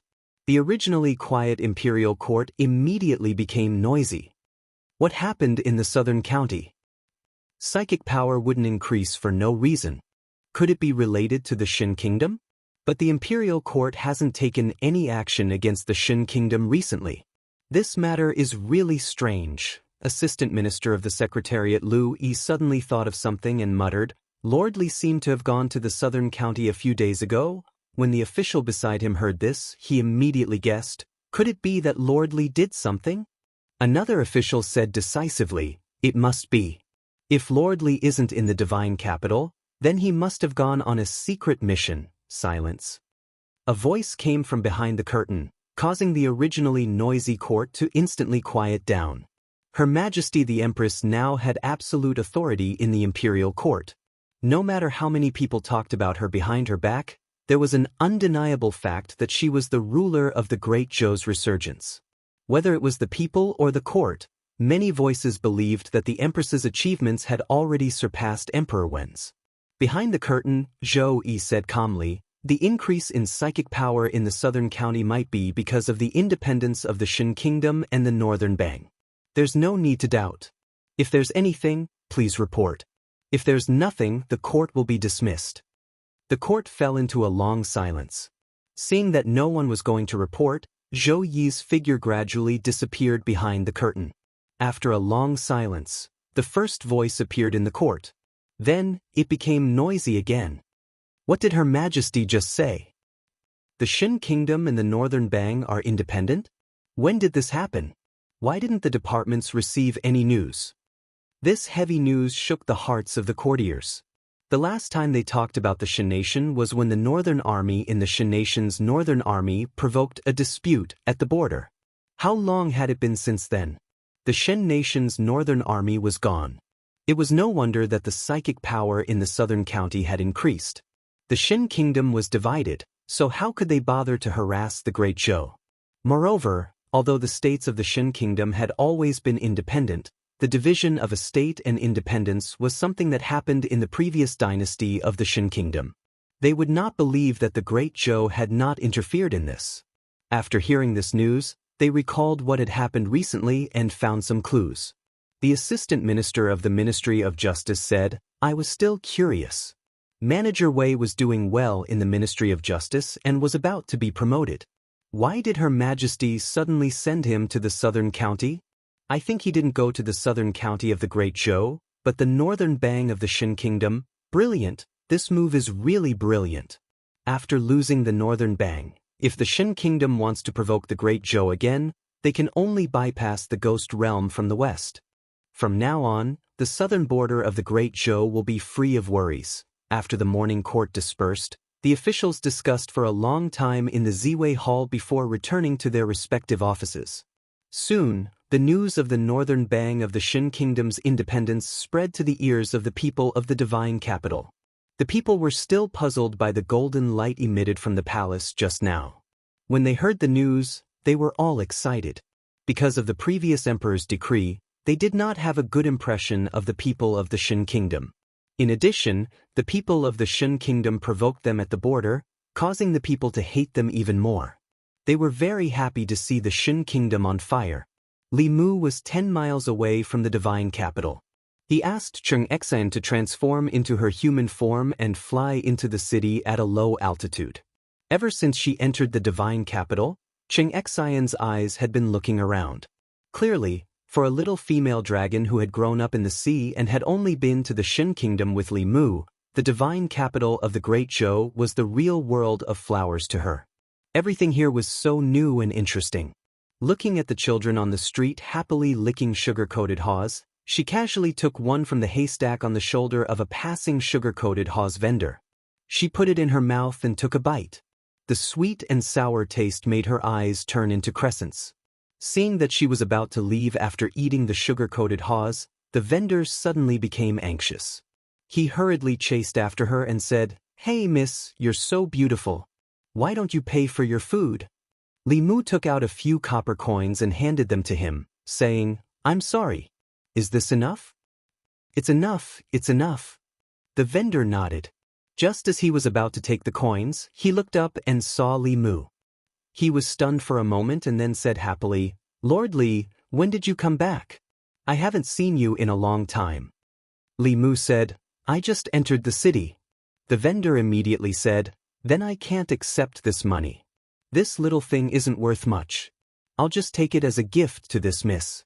I wish Lord Li and this miss a long and happy life together and have a child soon." In the hearts of the people of the divine capital, his image as a lecher could not be changed. Li Mu forced the payment and did not explain to him. He took Cheng Xian to the Li mansion. Along the way, there were many people who greeted him warmly.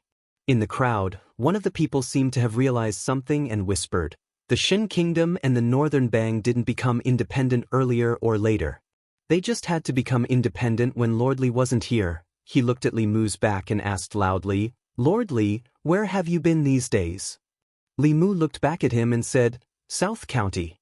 Looking at his back, the man slapped his thigh and said repeatedly, "I knew it, I knew it." After Li Mu entered the city, it took him a long time to reach the door. In the Li mansion, when Xiao Bai happily ran over to open the door and Lu Hanyan and the others walked to the door, they all looked at Ao Cheng Exin who was behind Li Mu. In order to give the Empress a surprise, Li Mu did not tell her about Qing Xian. Of course, he also did not tell Lu Hanyan and the others. Lu Hanyan pulled Li Mu to the side and asked in a low voice, "What's going on?" Before Li Mu could explain, Lu Hanyan pinched his waist. She glared at Li Mu and said angrily, "Have I been too good to you? You even dare to bring her back without saying anything. What about you? Let me tell you, I will only forgive you this time. There won't be a next time. Otherwise, I will bring Sister Qing and Wan Wan back to Mount Baiyun. You can live with these little vixens." Li Mu looked at her and said innocently, "What are you thinking? You didn't agree. How would I dare to bring people home casually? This is the mount I caught for Her Majesty." He waved his hand at Qing Xian and said, "Qing Xian, let them see your identity." Qing Xian nodded obediently. A pair of dragon horns gradually grew out of her forehead. Xiaobai grabbed Li Mu's arm and subconsciously hid behind him. The pressure of the dragon clan made her, who only had a trace of the heavenly fox bloodline, naturally feel afraid. As the top race on the continent, Lu Hanyan and the others had never seen the dragon clan before. They surrounded Qing Xian and sized her up, making her feel very uncomfortable. However, after secretly glancing at Li Mu, no matter how uncomfortable she was, she could only endure it. There was a fluctuation in the space in the courtyard. The Empress slowly appeared with Zhongling in her arms.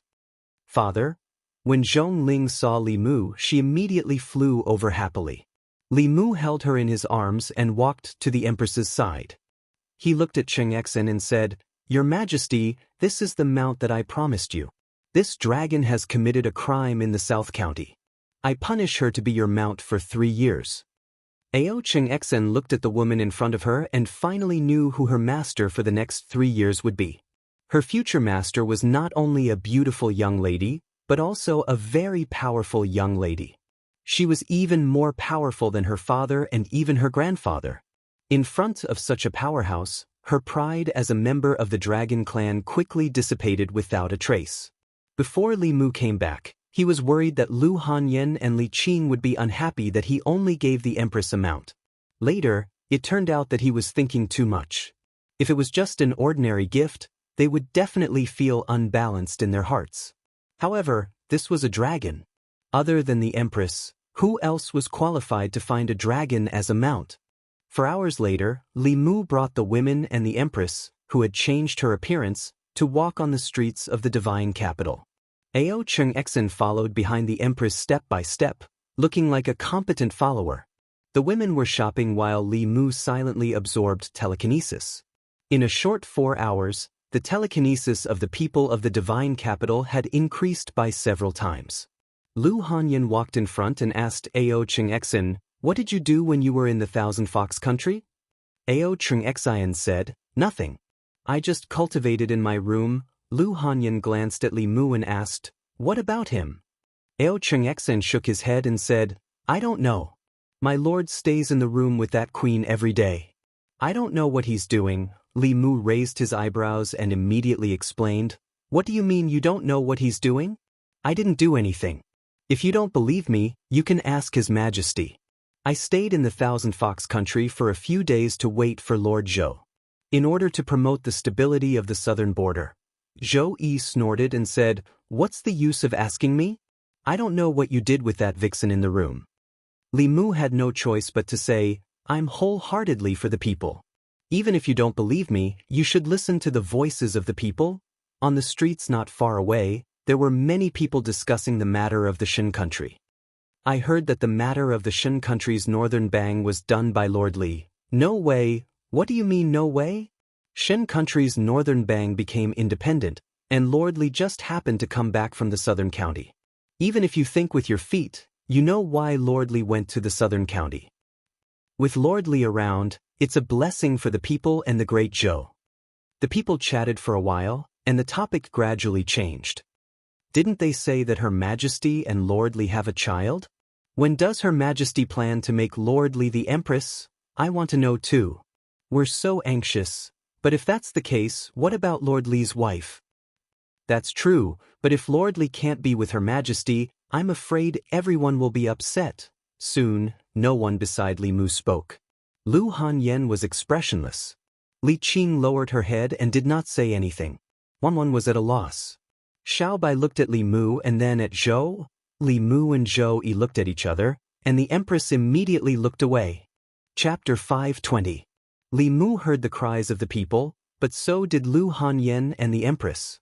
The empress was the first to break the awkwardness. She glanced at Li Mu and said, "I still have a few reports to deal with. I will return to the palace first." With that, she turned and walked into the crowd, quickly disappearing. Lu Hanyan also glanced at Li Mu and said, "Go back. Why are you still standing here? Do you want to hear the cries of the people again?" Life was full of surprises. If Li Mu knew that this would be the case when he returned to Shin capital, he would rather stay in the Shin kingdom for a few more days and do his part to liberate the oppressed people of the world. As expected, Lu Hanyan went to sleep with Li Qing that night. This meant that Li Mu would have to sleep alone in the study. In Li Qing's room, the two of them were still awake. They called Wanwan and Xiaobai to play cards together. Ever since they no longer needed to cultivate, they had more things to do for entertainment. Li Qing glanced in the direction of Li Mu's study and then looked at Lu Hanyan. She hesitated and said, "He just came back. It's not good for us to do this, is it?" Lu Hanyan looked at her and asked, "He is our husband. Why would the people say such things? Are you not angry at all that you want them to be together?" Li Qing only smiled and said, "Sister, didn't you accept Her Majesty long ago? Why don't you tell him directly?" Lu Hanyan snorted and said, "Wouldn't that be letting them off easy? I won't say anything. I want to see how long they can pretend to be stupid for. Anyway, it's quite fun to watch the show." Then she glanced at Li Qing and said, "You are not allowed to say it either. You are not his leader now. Don't try to protect him every time." Li Qing could only nod. Lu Hanyan then looked at Xiaobai and Wanwan. The two girls immediately promised. Li Mu was lying on the bed in the study. He had a lot on his mind and couldn't fall asleep. Suddenly, he heard a creak in his ear. The window of the study room was pushed open, and a petite body got into his bed. Xiaobai mysteriously whispered into Li Mu's ear, "Benefactor, let me tell you a secret. Don't tell Sister Lu that I told you." Li Mu was puzzled. "What secret?" Xiaobai leaned close to Li Mu's ear and whispered, "Sister Lu agreed to you and Sister Zhou a long time ago. She said that she wanted to see how long you guys could play dumb for. She wanted to watch the show." After Li Mu came back to his senses, he kissed her hard on the cheek. In this family, Xiaobai would always be his sweet little jacket. Although Lu Hanyan had expressed such thoughts several times, as the first wife of the Li family, if she didn't make it clear, no one would dare to act blindly without thinking. Since he knew what she was thinking, Li Mu didn't have anything to worry about. The next morning, he ate breakfast and went to Jianghu Palace as usual. The empress wasn't there. Only Mr. Mei was. Li Mu asked casually, "Where's Her Majesty?" Mr. Mei said, "She's admiring the flowers in the imperial garden." "Why are you looking for Her Majesty?" Li Mu sat behind the table stacked with memorials and said, "Nothing. I'm starting to get busy." Mr. Mei left Jianghu Palace and went to the imperial garden. He said to Zhou Yi, who was staring at a bunch of roses in a daze, "Your Majesty, Li Mu is here." Zhou Yi didn't say anything. She picked a rose and peeled off the petals one by one. Mr. Mei and Shangguan Li looked at each other and saw the surprise in each other's eyes. Her Majesty loved and cherished flowers, but now she was picking flowers. This meant that she was in a bad mood. When she came back from outside the palace yesterday, she was in a bad mood. Without a doubt, someone must have provoked her again. Zhou Yi peeled off a flower until only the bud was left, then returned to Jianghu Palace. Li Mu was reading memorials. He looked up and said, "Your Majesty, yesterday on the street," without waiting for him to finish, Zhou Yi said, "The people speak without thinking. I didn't take it to heart. You don't have to worry about it. Just explain it to your wife." Li Mu shook his head and said, "Although they speak without thinking, this is the voice of the people. It represents the will of the people." Zhou Yi didn't expect Li Mu to say this. Her heart beat faster. She forced herself to appear calm and asked, "What do you mean?" A few days ago in Jianghu country, Li Mu had secretly confessed to her. With the Empress's guard against Huan Ji, How could she take the initiative to break off the spirit conch when Li Mu and Huan Ji were alone in a room in the middle of the night? He had made up his mind with great difficulty, but she pretended that nothing had happened. Now, she was asking the obvious. She couldn't let Li Mu take the initiative every time. Moreover, with their status, there were some things that Li Mu couldn't take the initiative. Li Mu lowered his head again and said, "I don't mean anything else. It's fine as long as your majesty doesn't take it to heart." Although Zhou Yi wasn't young, she had no experience in relationships. She was too thin-skinned. If she was impatient, she wouldn't be able to win the empress' heart. It was better to take it step by step. Li Mu read a few more memorials. Then, he rubbed the space between his eyebrows and rested on the table. Zhou Yi leaned absent-mindedly on the dragon throne. Her mind was in a mess. She inadvertently glanced at Li Mu. She discovered that he was smiling even as he slept. She didn't know what he was dreaming about. She was a bit angry. Her heart was complicated, but he was sleeping soundly. She looked left and right. Seeing that there was no one around, she secretly made a hand seal. Suddenly, an image appeared before her eyes. This was Li Mu's dream that she had seen through the dream peeping technique. Zhou Yi pursed her lips. "I want to see what you're dreaming about." She was very familiar with the place in the image. It was her imperial garden. In the midst of the flowers, Li Mu was holding a woman's hand. They were admiring the flowers. He dared to take another woman to her imperial garden in his dream. Zhou Yi was angry. She was about to disturb Li Mu's beautiful dream. However, when she looked up and saw the woman's face, her body couldn't help but tremble. The woman Li Mu was holding hands with in the imperial garden in his dream was none other than herself. The anger in Zhou Qiong's heart instantly disappeared without a trace. His eyes were filled with joy and anticipation as he stared at the scene in the sky. Even his breathing slowed down.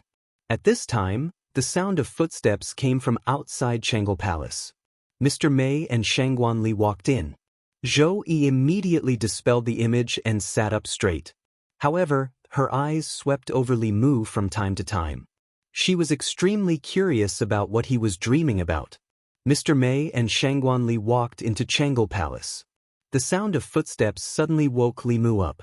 He sat up straight and looked at the empress guiltily. He was about to continue reading when Zhou Yi suddenly asked, "I saw that you were sleeping soundly. What did you dream about?" Li Mu shook his head and said, "I didn't dream about anything." Mr. Mei glanced at him and said, "Li and I were standing outside the hall. We saw you smiling. How could you say you didn't dream about anything?" Li Mu smiled embarrassedly and said, "I dreamed about my wife." Zhou Yi's face turned red for no reason. She quickly returned to normal and said, "Chang'e Palace is stuffy. Come with me to the imperial garden. Ali Mei Wei, you two stay here and tidy up." Li Mu stood up and said, "As you wish." Shangguan Li took a few deep breaths as she tidied up the imperial desk. She asked, "Is it stuffy here? And His Majesty just came back from the imperial garden?" Mr. Mei glanced at her and said, "Hurry up and do your work. Why do you have so many questions?" In the imperial garden, Zhou Yi walked in front. She was in a good mood and had a smile on her face. Li Mu followed behind her with a faint smile on his face. Chapter 521. In the inner mansion department, Shangguan Li and Mr. Mei each came out with a box of high-quality incense. Shangguan Li was puzzled. That's strange. When did Her Majesty like to use incense? Didn't she hate these things before? She said that this kind of fragrance makes it difficult to concentrate and makes one sleepy. Mr. Mei shrugged and said, "It's not just Her Majesty who is strange. Li Mu has already treated Chang'e Palace as his sleeping place. He doesn't read many reports every day and has to lie down and sleep for at least 4 hours. It seems that having too many women at home isn't always a good thing." Chang'e Palace. Several burners of incense were burning. Ao Isin leaned against a pillar and dozed off. There was a trace of crystal at the corner of her mouth and a happy smile on her face. The fate of being someone's mount was completely different from what she had imagined. She thought that she would be ridden every day in the future, going through wind and rain, waking up early and sleeping late. She didn't expect that the life of a mount would be to live in a large and luxurious palace. She had nothing to do every day except wait for 3 meals in the morning, afternoon, and evening. There were countless delicious dishes here, unlike the Dragon Palace, where there were only lobsters and abalones. She had long been tired of eating them. Opposite Ao Isin, Li Mu lay on the table and continued to weave his dream. With the Empress peeping from outside, he didn't dare to have any adult scenes in his dream, but occasionally holding hands and hugging was still okay. Although his relationship with the Empress hadn't developed further in reality, in the long run, it could always melt the defenses in her heart. On the dragon throne, Zhou Yi was holding a book upside down. The content of the book wasn't words, but a dynamic scene. She used the book to cover it so that only she could see it. In the scene, Li Mu was planting vegetables on the grassland beside the lake. In the flower field not far away, another Zhou Yi was holding a pair of scissors and trimming the flowers. Leaning on the dragon throne, Zhou Yi's face was hidden behind the pages of the book. A look of longing appeared on her face. This was the life she longed for. Was this Li Mu's plan for the future? A possibility suddenly appeared in her mind. What would she do if Li Mu told her what he thought? She had never experienced such a thing before. Just thinking about it made her feel a little helpless. These past few days, she had fantasized countless times. If there really was such a day, they could confess their feelings to each other. How would they get along in the future? Her heart was nervous and expectant. When Li Mu got up from the table and looked at Zhou Yi, she immediately put down the book in her hand and hurriedly stood up. She said, "I'm going to the Imperial Garden alone to relax. Don't follow me." Of course, Li Mu knew that if no one wanted to follow them, it meant that he shouldn't. The Empress was really too much. When it came to relationships, she was so hesitant and wishy-washy. She was not straightforward and decisive at all. He had already made it so obvious in his dream, but she still pretended to be confused until the end. He was the Empress.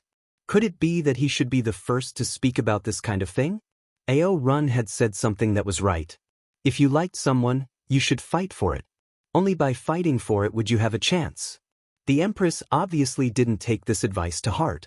However, this kind of thing couldn't be rushed. Li Mu planned to take a few days off and give her the cold shoulder first. He would see if she was anxious when the time came. He wasn't in a hurry to woo the Empress.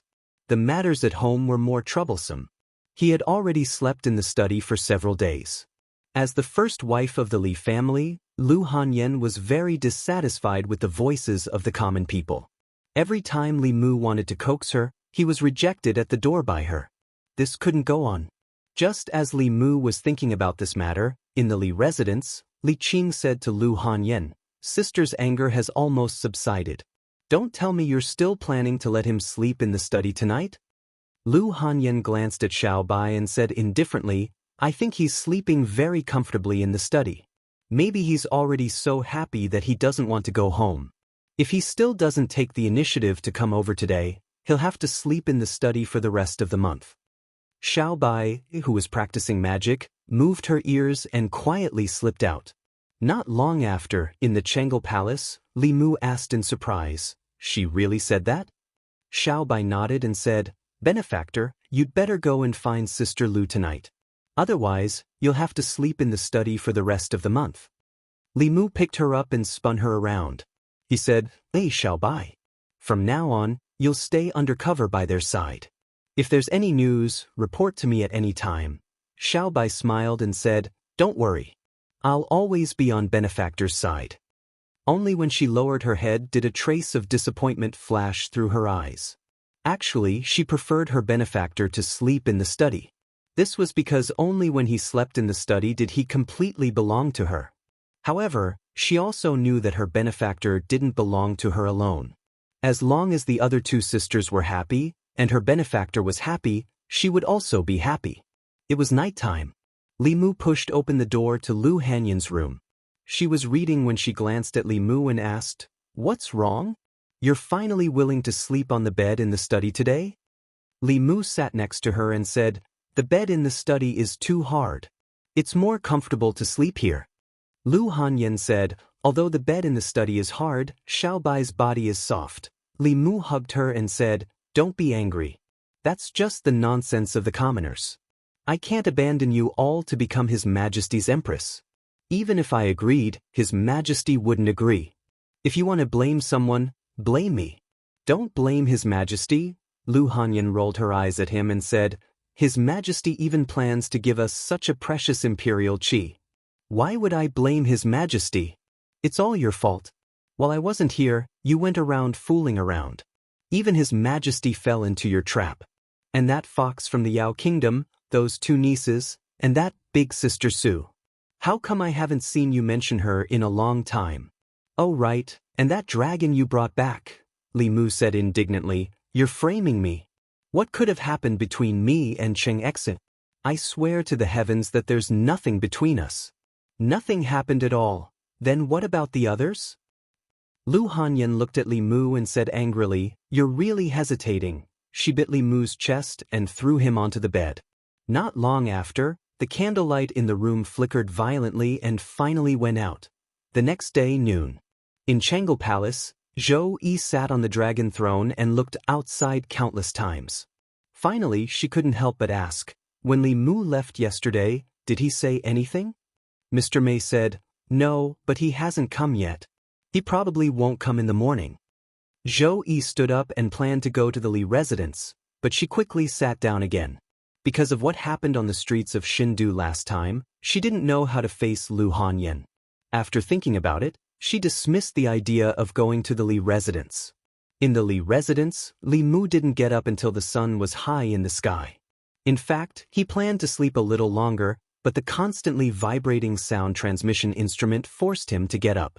At first, he thought it was Ting Xen calling, but after finding the source, he realized that this time, it was the Fulu School's sound transmission instrument.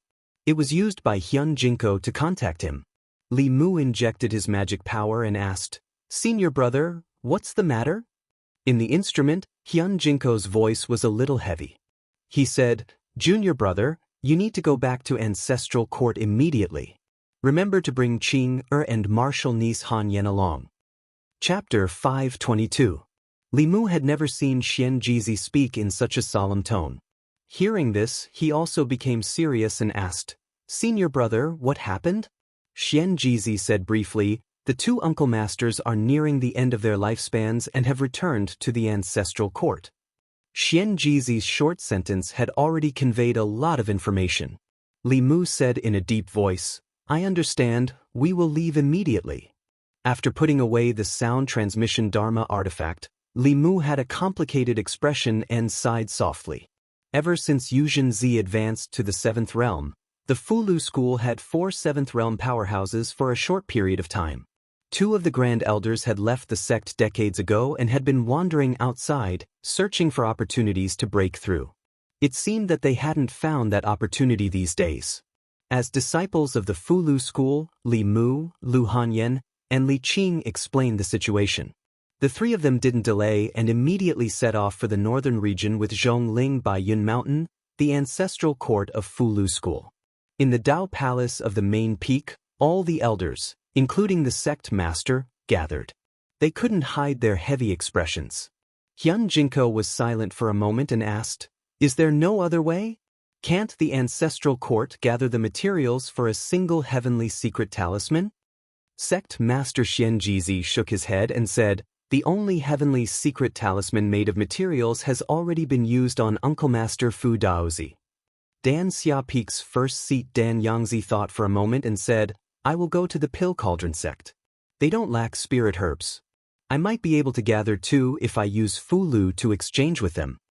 Xian Jizi continued to shake his head and said, I have already asked Senior Sister Wuchen. Half a month ago, the Pill Cauldron sect failed to refine 2 important pills. They also lack spirit herbs. Moreover, the 2 uncle masters know that they have no hope of advancing, so they don't want to waste any more materials. As his voice fell, the atmosphere in the hall fell silent for a long time. The death of the 2 Grand Elders was undoubtedly a huge blow to the Fulu School. It would greatly reduce the strength of the sect. The elders present also suffered a heavy blow to their hearts. He had cultivated bitterly all his life in order to achieve immortality, but in the end he still couldn't avoid dust to dust, and dust to dust. Wouldn't the two grand elders be their future selves as well? At this time, 3 figures rushed in from outside the palace. Xianjizi looked at Li Mu, Li Qing, and Lu Hanyan and said, "You're here. The 2 martial uncles wanted to see you before they died." Li Mu asked straightforwardly, "Can't we use the heavenly secret talisman to stall for time?" Xianjizi shook his head. "We don't have enough materials. Moreover, the talisman of heavenly secrets is very useful for those at the 6th realm. However, with the cultivation of the 2 uncle masters, it can only extend their lifespans by 3 years at most. The 2 uncle masters are unwilling to waste resources. For cultivators at the 7th realm, it was very likely that they would go into seclusion for more than 2 years. 2 years passed in the blink of an eye. At that time, they still couldn't avoid the fate of death. Li Mu, I can think of a way to procure the materials. 3 years is 3 years. There's no need. 2 figures floated in from outside the hall. The 2 old men in linen clothes gazed at Li Mu's group of 3 with gratification in their eyes as they said, "Not bad. Even though the 2 of us old fellows are about to die soon, the talisman sect still has a future." Looking at the 2 old men, the peak masters cupped their hands. Martial uncles. This was the first time Li Mu saw the 2 grand elders of the Fulu school. Their auras weren't strong and they looked like old men who were about to die. However, their eyes were extremely clear, without any turbidity. Li Mu and the other 2 cupped their hands and bowed. "Greetings, martial uncles." The old man on the left looked at Li Mu and his praise grew. He said, "Since ancient times, those who walked the path of psychokinesis were all people with great perseverance. Junior brother Fu Daozi has taken in a good disciple. In the next 100 years, the Fulu school will depend on you." Li Mu asked, "How many years do you 2 martial uncles have left?" Xianjizi sighed and said, "Martial uncles Tian Yangzi and Tian Qingzi are twin brothers. Their lifespans are close to 360 years. Now, they only have 2 years left." Li Mu, 2 years plus 3 years is 5 years. 5 years ago, I hadn't cultivated yet. Now, I'm only 1 step away from the 6th realm. Maybe in these 5 years, you 2 martial uncles have a chance to advance." Tian Yangzi smiled and said, "We know our own cultivation better than anyone else. Not to mention 5 years, even if you give us another 50 years, we won't be able to touch the threshold of the path integration realm. In the entire Zhu province, only the Empress of the Great Zhou has a chance to advance to this realm in her lifetime." He glanced at Li Mu and the other heads and said, 360 years, 180 years. We've lived long enough. In the next 2 years, we'll record our lifelong understanding of talisman Dao and cultivation for our descendants. Our cultivation can help 2 disciples in the creation realm advance to Dongxian. You can also refine our corpses into corpses to enhance the strength of the sect and guard against the invasion of the devil path. In the silence of the crowd, the 2 of them floated away. Not long after, Xianjizi called Li Mu to a side hall and said, "Once you 2 martial uncles die, the strength of the sect will be greatly reduced. The devil path won't let go of such an opportunity. For hundreds of years, the devil path has attacked Mount Baiyun several times for this reason." Li Mu moved Zhong Ling out of the demon emperor's space and stretched out his hand. The shrunken Dao bell floated in his palm. He said to Xianjizi, "Zhong Ling has already transformed. I'll leave the body of the bell on Mount Baiyun. It's enough to deal with the devil path. If the devil path really makes a move, the great Zhou court won't just stand by and watch." Xianjizi shook his head and said, "Uncle Masters, you still have 2 years left in your lifespan. Keep junior brother Dao Zhong to protect yourself first. Your safety is more important. I summoned you back to the mountain this time for another important matter." He looked at Li Mu and said, "According to past practice, before the elders of the sect die, they will pass on their lifetime's cultivation to a core disciple. Martial uncle's cultivation can allow 2 5th realm disciples to advance to the 6th realm. They want to choose between you and the 2 martial nephews. What do you think?" For a large sect, this was a very important inheritance. Before the sect's experts died, they would leave everything to the younger disciples. This was to preserve the sect's strength to the greatest extent and ensure that the inheritance would not be severed. Li Mu didn't answer. He only said, let's use the Tianji talisman to extend the lifespan of martial uncles for as long as possible. What if a miracle happens during this period? Xian Jizi sighed and said, the sect's resources are already not enough to write a saint-level Fulu. Li Mu said, Senior martial brother, you don't have to worry about the materials. I'll take care of it. Xian Jizi asked, how can you take care of it? Saint-level Fulu was extremely precious.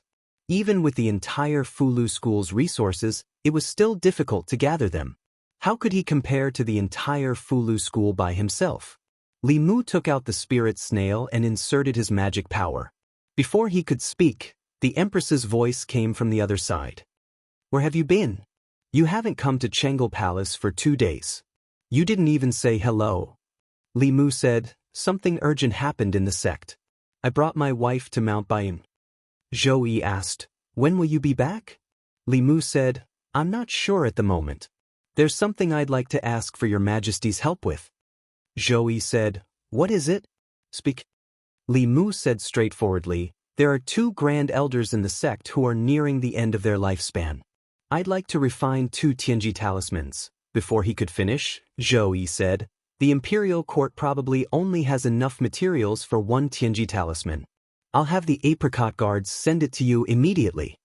Hearing the urgency of the situation, the Empress hung up the spirit snail and prepared the materials Li Mu needed. Beside Li Mu, Xian Jizi opened his mouth and said, that's rude of me. I haven't thanked your majesty yet. Li Mu waved his hand and said, we're family. There's no need to thank me. Xian Jizi pondered for a while but still couldn't understand what Li Mu meant by family.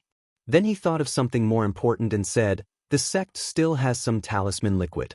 I'll go to the other 5 sects personally. I should be able to gather the materials for the other Tianji talisman. Li Mu shook his head and said, there's no need. We don't need to ask outsiders for help. He took out another talisman and inserted his magic power. Soon, Phantom Princess's voice came from it. The sun has risen from the west.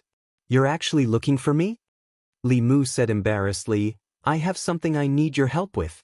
I need some high-grade spirit medicine, Phantom Princess said calmly. Will you come and get it yourself, or should I have someone send it to you? Li Mu thought for a moment and said, I'll go get it myself. After putting away the talisman, Xian Jizi looked at him and asked, who's on the other side? Li Mu said, the Queen of the Thousand Fox Kingdom. He said there was no need to ask outsiders for help. Xian Jizi thought for a moment and asked with uncertainty, the Queen of the Thousand Fox Kingdom is your wife? Chapter 523. After thinking for a long time, Xian Jizi looked at Li Mu and said solemnly, how about I give up my position earlier? I believe that under your leadership, Lu School will become better and better. Li Mu waved his hand and said, my cultivation is low and not enough to convince the others. Senior brother, you should be the headmaster for now. As a member of the Lu School, the Lu School had treated him well and had even given him the treasure of the school.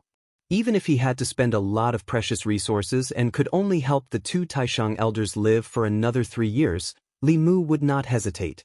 Although asking the Empress and Phantom Princess for help was a bit of a freeloader, if the Empress was willing, Li Mu could be hers and there was no need to be so calculative. As for Phantom Princess, Li Mu had helped her so many times, so it would not be too much for her to help Li Mu once, right? The Empress said that after the materials were gathered, she would have Mr. Mei send it over. Li Mu did not think about it earlier and only now realized that he needed the help of a level 7 primordial spirit to write the Lu. If Mr. Mei sent it over, wouldn't he be possessed by Xian Jizi again? If he had a choice, of course he would want the Empress to possess him. So Li Mu took out the spirit snail again and told the Empress that there was no need to trouble Mr. Mei to make another trip. He would go back to Shendu to write the talisman himself. Before that, he had to go to the Yao Kingdom. Lu Hanyan and Li Qing stayed in the sect for the time being. Although the Empress had already reserved the Emperor's Qi for them, not everyone could be like the Empress, who could rely on the Emperor's Qi to reach level 7 when they were only level 5. Before her, the Shao royal clan had used large amounts of resources to forcefully push the Emperor or the Crown Prince to the 6th realm for safety reasons. Only then would they begin to inherit the Emperor's Qi. The two Grand Supreme Elders' seventh realm cultivations were so majestic that even if only a tenth of their chi remained, they could still forcefully push the creation realm cultivator to the see-through realm. In the history of Fulu School, quite a few heads had been promoted this way. Although the two Grand Shang elders had the intention of passing on their power to Lu Hanyan and Li Qing, Li Mu still did his best to do what he should do as a disciple of the Fulu School. The North County was not far from the Demon Nation. After a few hours, Li Mu had already appeared in the Thousand Fox Nation. Phantom Princess had already told Fox 6 to prepare the herbs that Li Mu needed. She asked Li Mu, "Is this enough? If it's not enough, you can go to the treasury and pick." Li Mu waved his big sleeve, and the pile of spirit herbs disappeared on the spot. He looked at Illusion Princess and said, "Thank you." Huanji rolled her eyes and said, "Why are you being so polite with me?" Li Mu said, "These things are very important to me. It's all thanks to you. Continue with your work. I'll go back first." Before he could fly up, Illusion Princess grabbed his wrist. She frowned and looked at him. She said, "You want to leave after taking things? How can there be someone like you? Also, it's already dark. Can't you stay for a night before leaving?" Li Mu thought about it carefully and realized that it was not very good for him to do this. After taking such precious things, what was the difference between saying thank you and those scumbags who took a girl's body and ran away? He looked at the completely dark sky and said, "Then I'll sleep for a night." It was Li Mu's room in the harem. Phantom Princess had Fox 6 bring in a few dishes. Li Mu had not eaten all day, but just as he picked up his chopsticks, the Empress's spirit snail vibrated again. Li Mu made a shushing gesture to Phantom Princess and then picked up the spirit snail. The Empress asked from the other side, "Have you eaten?" Just this one sentence showed that their relationship was not the same as before. The Empress used to use the spirit snail to summon him, and she would always find some excuse, such as discussing national affairs or giving advice on cultivation. But now she was so direct. With the Empress's personality, what was the difference between "Have you eaten" and "I miss you"? It seemed that his strategy for the Empress was starting to work. Li Mu smiled and said, "I'm eating." Phantom Princess suddenly felt that her throat was uncomfortable again. She covered her mouth and coughed a few times. The Empress's voice changed immediately. "Didn't you say that something happened at Fulu School and you secretly went to see that fox spirit again?" Li Mu explained, "Your Majesty misunderstood. I only came to Thousand Fox Country to get some spirit medicine to make the talisman liquid for the talisman of Tianji. Tomorrow morning I will leave for Shindu." Zhou Yi whispered, "I didn't give you enough. You still need to find that fox." Phantom Princess snorted and said, "Unfortunately, I don't have anything here, but I have a lot of spirit medicine. If you don't have any more spirit medicine, come find me." Zhou Yi directly asked Li Mu, "When is that fox leaving? I want to talk to you alone." Phantom Princess said unhappily, "You're the one who interrupted our meal. You should be the one leaving." Li Mu was in a dilemma. He had taken both the Empress and Phantom Princess's gifts, so no matter which one he sided with, he would be letting the other down. He put down his chopsticks and said, "I have been running around for 2 days. I want to rest. Phantom Princess, you can go back first." Her Majesty should rest early too. Phantom Princess heard this and could only leave.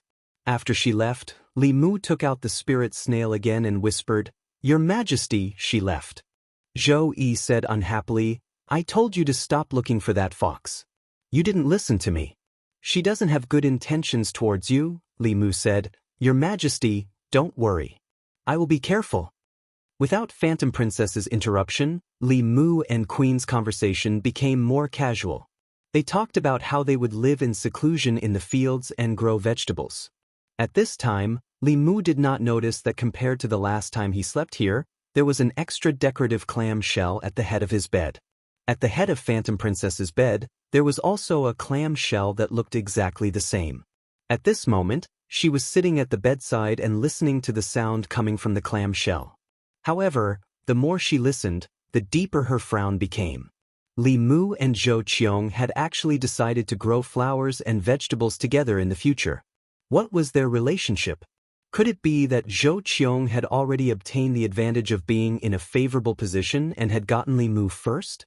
The more she thought about it, the angrier she got. When there was no sound coming from the clamshell, she immediately went back to the harem. Li Mu had just finished chatting with the Empress and was about to eat when Phantom Princess pushed the door open again.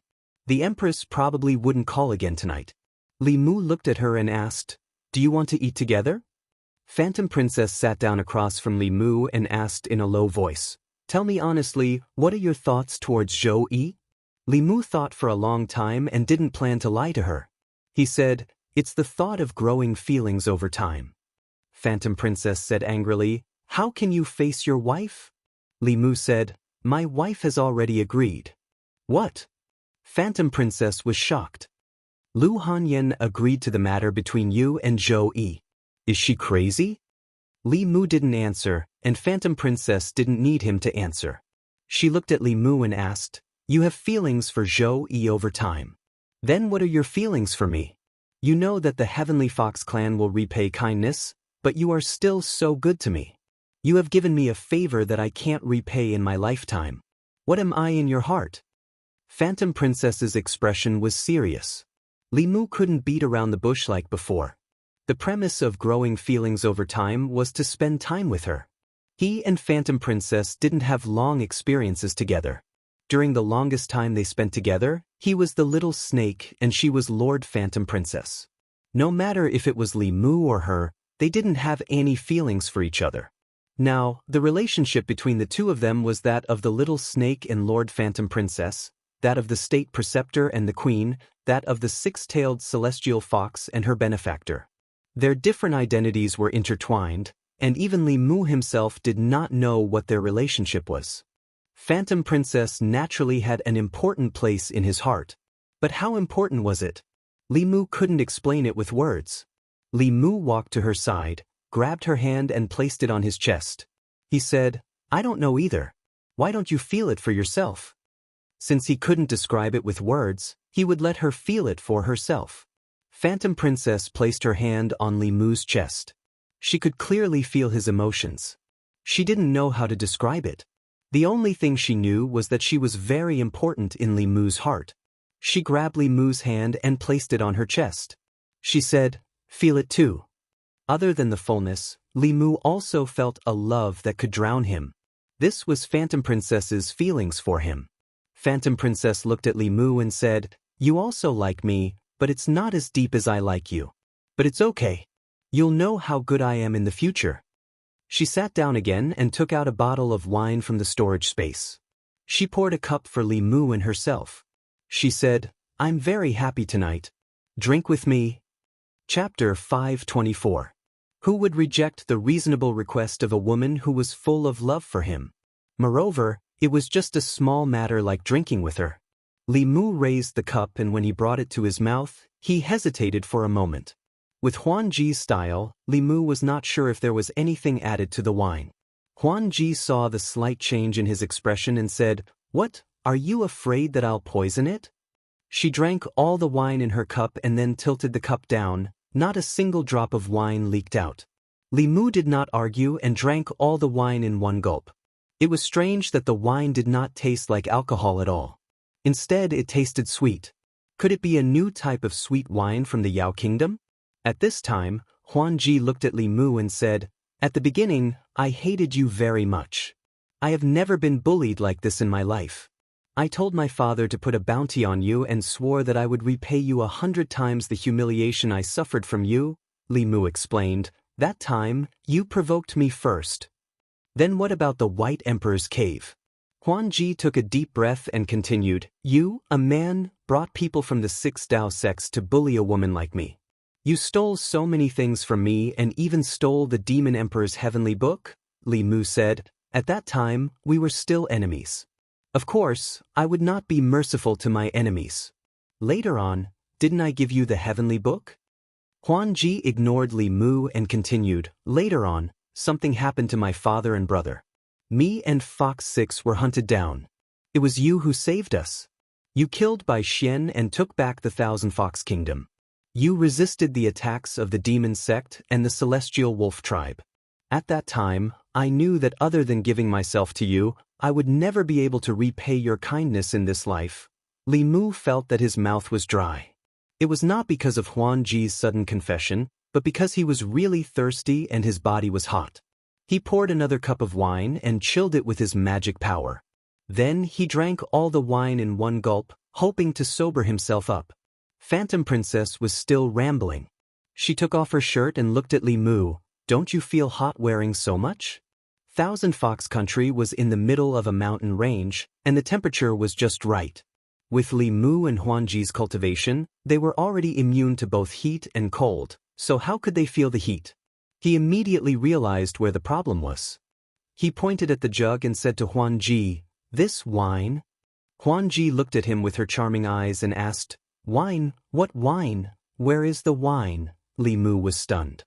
"Then what's in the pot?" Huan Ji's face turned red as she lowered her voice and said, "This is our Fox Clan's acacia water. We drink it on the night of the Heavenly Fox Clan's wedding. Every time you come, you leave quickly. I don't have time to develop feelings for you, so I can only use this method." Li Mu was shocked. He lowered his head and chanted, "If the heart is as clear as ice, the sky will collapse. If the heart is as clear as ice, the sky will collapse." After chanting the clear heart chant, his heart quickly calmed down. However, his body was still unbearably hot. This chant had a miraculous effect on the heart, but it had no effect on the body. This heat and desire came from the depths of his body. Huan Ji took off her second layer of clothes and slowly walked towards Li Mu. She asked, "Since you also like me, why are you still resisting?" Li Mu clenched his teeth and said, "Feelings need to be cultivated." Huan Ji gently placed her hand on his chest and said, "It's not too late to cultivate in the future." Li Mu used his magic power to resist the desire in his heart. Huan Ji looked at him for a while and said, "I forgot to remind you. The more you use your magic power to resist, the faster the medicine will melt in your body. Feel it now, isn't your body soft?" She used her magic power that was far stronger than Li Mu's to push him onto the bed. She bit his ear and said with a seductive voice, "Just do it." Inside the palace, on the roof of a certain hall, Hu Lu murmured, "Lord Huan Ji should succeed. That's the joyous union pill, no one below the upper realm can resist it." Hu Jiu didn't say anything. She grabbed the wine jar with one hand and drank it in one gulp. Some people were happy while others were sad. Tonight was Lord Huan Ji's big day. Tonight, Thousand Fox Country had another sad person. Early in the morning, Li Mu woke up from the soft bed. Huan Ji was already awake. She sat on the bed and combed her long hair. She looked back at Li Mu and said, "Don't worry, I will be responsible for you. As long as you are willing, you can become my empress now." Ouch! Before she finished speaking, she was pulled onto the bed. Li Mu's face darkened. He clenched his teeth and said, "Fox Demon, you asked for it." Thousand Fox Country, Imperial Palace Hall. The demon officials who had been waiting for a long time didn't see Her Majesty the Queen, but only Commander Hu Lu. Hu Lu slowly walked into the hall and said to the dozens of demon officials, "The Queen won't have morning court today. Disperse." Chengdu Changle Palace. It had been a few days since Li Mu returned to Chengdu. He brought back the materials for the second Tianji talisman from Thousand Fox Country. The two talismans that he and the Queen worked together to draw had also been taken back to Baiyun Mountain by Hyun Jinko. Lu Hanyan and Li Qing hadn't returned yet. Before the two grand elders died, they would pass on their life's knowledge and comprehension to the inner disciples. Other than Li Mu, all the core disciples of Fulu School had been summoned back to the mountain. Li Mu sat below the Empress in his exclusive seat. He had already been reading a memorial for almost an hour. It wasn't that he had encountered a difficult decision, but he still couldn't accept that Huan Ji had forced him to lose his virginity. The Queen had warned him many times to be careful of Huan Ji, but Li Mu didn't take it to heart. It was too late to say anything now. He hadn't made any substantial progress with the Queen, but he had already done it with Huan Ji. Li Mu hadn't told Lu Hanyan and Li Qing about this yet, because it was embarrassing. The biggest problem now wasn't Lu Hanyan and Li Qing. If the Queen knew about this, the consequences would be unimaginable. She and Huan Ji were like fire and water. She would definitely think that Li Mu had betrayed her. Li Mu secretly glanced at the queen and lowered his head to continue reading the memorial. Zhou Yi also glanced at Li Mu and asked, "How did your cultivation level increase again?" "Were you?" Li Mu immediately stood up and said, "I didn't betray your majesty. The Grand Elder of Fulu School imparted his power to me." Zhou Yi finished speaking and looked at Li Mu again. "What did you say you betrayed?" Li Mu slowly sat down and lowered his head. "Nothing." Zhou Yi frowned and said, "I've already noticed. After returning from Thousand Fox Country, you've been absent-minded. Is that fox so attractive to you?" Li Mu's expression didn't reveal anything. He said seriously, "Your Majesty, you've misunderstood. I was just thinking that reality is so cruel. Even a 7th Realm Grand Elder can't avoid reaching the end of his lifespan." Zhou Yi said, "What's there to think about? Everyone will die one day. 180 years is already a lot. A meaningful decade is better than a century." Li Mu said slowly, "Although that's the case, isn't cultivation for longevity? Most cultivators fight for their lives and only live a few years longer than normal people. What kind of cultivation is this?" Zhou Yi didn't agree with Li Mu's words. He said calmly, "Longevity isn't necessarily a good thing. If I had to choose, as long as I can spend my mortal life with the person I love, I'd rather not have a long lifespan." Li Mu said, "I think so too." The two looked at each other. Li Mu's expression was calm. Zhou Yi quickly looked away. Li Mu sighed. They were both rulers of a country. If the queen had half the initiative of Huan Ji, Ling would have a brother or sister by now. Chapter 525. After leaving Changle Palace, Li Mu went to the consecration department to take a look. Before he left, two high consecrators stopped Li Mu and asked, "Lord Li, there were two strange phenomena in the palace a few days ago. What was that?" Li Mu answered honestly, "It was a strange phenomenon born from the talisman of heavenly secrets." The two rubbed their hands and asked nervously, "The two talismans of heavenly secrets?" Li Mu nodded and said, "That's right. They are for you. Do a good job here. When the time comes, the two talismans of heavenly secrets will be in your hands." Hearing this, the two heaved a sigh of relief and said solemnly, "Don't worry, Lord Li, don't worry, Her Majesty. We will do our best and love our job." There were still a few years before the two high consecrators' talismans of heavenly secrets were handed over. The Great Zhou was vast and rich in resources. A few years was enough for the imperial court to gather a few more materials, so there was no need to worry. For these high-level cultivators, the biggest enemy was their lifespan. Fu Daozi and Sang Gu were in a hurry to take in disciples because they wanted to pass down their mantle and resolve their regrets before their lifespan ran out. After cultivating to the 7th realm, one's lifespan was only 180 years. Li Mu also felt that it was too short. However, the Empress was right. It was much more meaningful to spend the rest of one's life with one's loved one than to cultivate bitterly for a few years and then come out of seclusion. Lu Hanyan and Li Qing were not here. There were only Wan Wan, Xiao Bai, and a few maids at home. Li Mu usually did not have much time to accompany them alone. Today, he took the initiative to take them out for a stroll. He owed Xiao Bai the most. As his spy, Xiao Bai was so sensible that Li Mu's heart ached. She often suffered grievances herself and delivered important information for him. In the end, Li Mu still had another fox by his side. Xiao Bai still did not know. On the streets of Xindu, Li Mu was being held by the girls. Xiao Bai and Wan Wan were chatting along the way. Suddenly, Li Mu noticed that Wan Wan stopped in her tracks and stopped talking. Li Mu tilted his head and was about to ask her what was wrong when he noticed that Wan Wan was looking in a certain direction on the street. Her face was a little pale. Li Mu followed her gaze and saw a beggar couple begging on the street. The people of Chengdu were kind and charitable. Occasionally, passers-by would take out 1 or 2 copper coins and put them in their bowls. Wan Wan stared at the beggar couple with tears in her eyes. Li Mu seemed to have realized something. He silently took Wan Wan's hand and held it tightly. The beggar couple begged for dozens of copper coins and walked into a secluded alley. The beggar couple was clearly very familiar with this alley. After more than 10 turns, they finally came to a dilapidated courtyard. The walls of the courtyard were mottled and half collapsed. The courtyard was also overgrown with weeds. Clearly, no one had lived here for a long time. Only some homeless beggars in Chengdu would use this place as a temporary residence. The two walked in through the collapsed wall. In the courtyard, a skinny young man in tattered clothes took the bowls from their hands. He poured the copper coins into his clothes and curled his lips.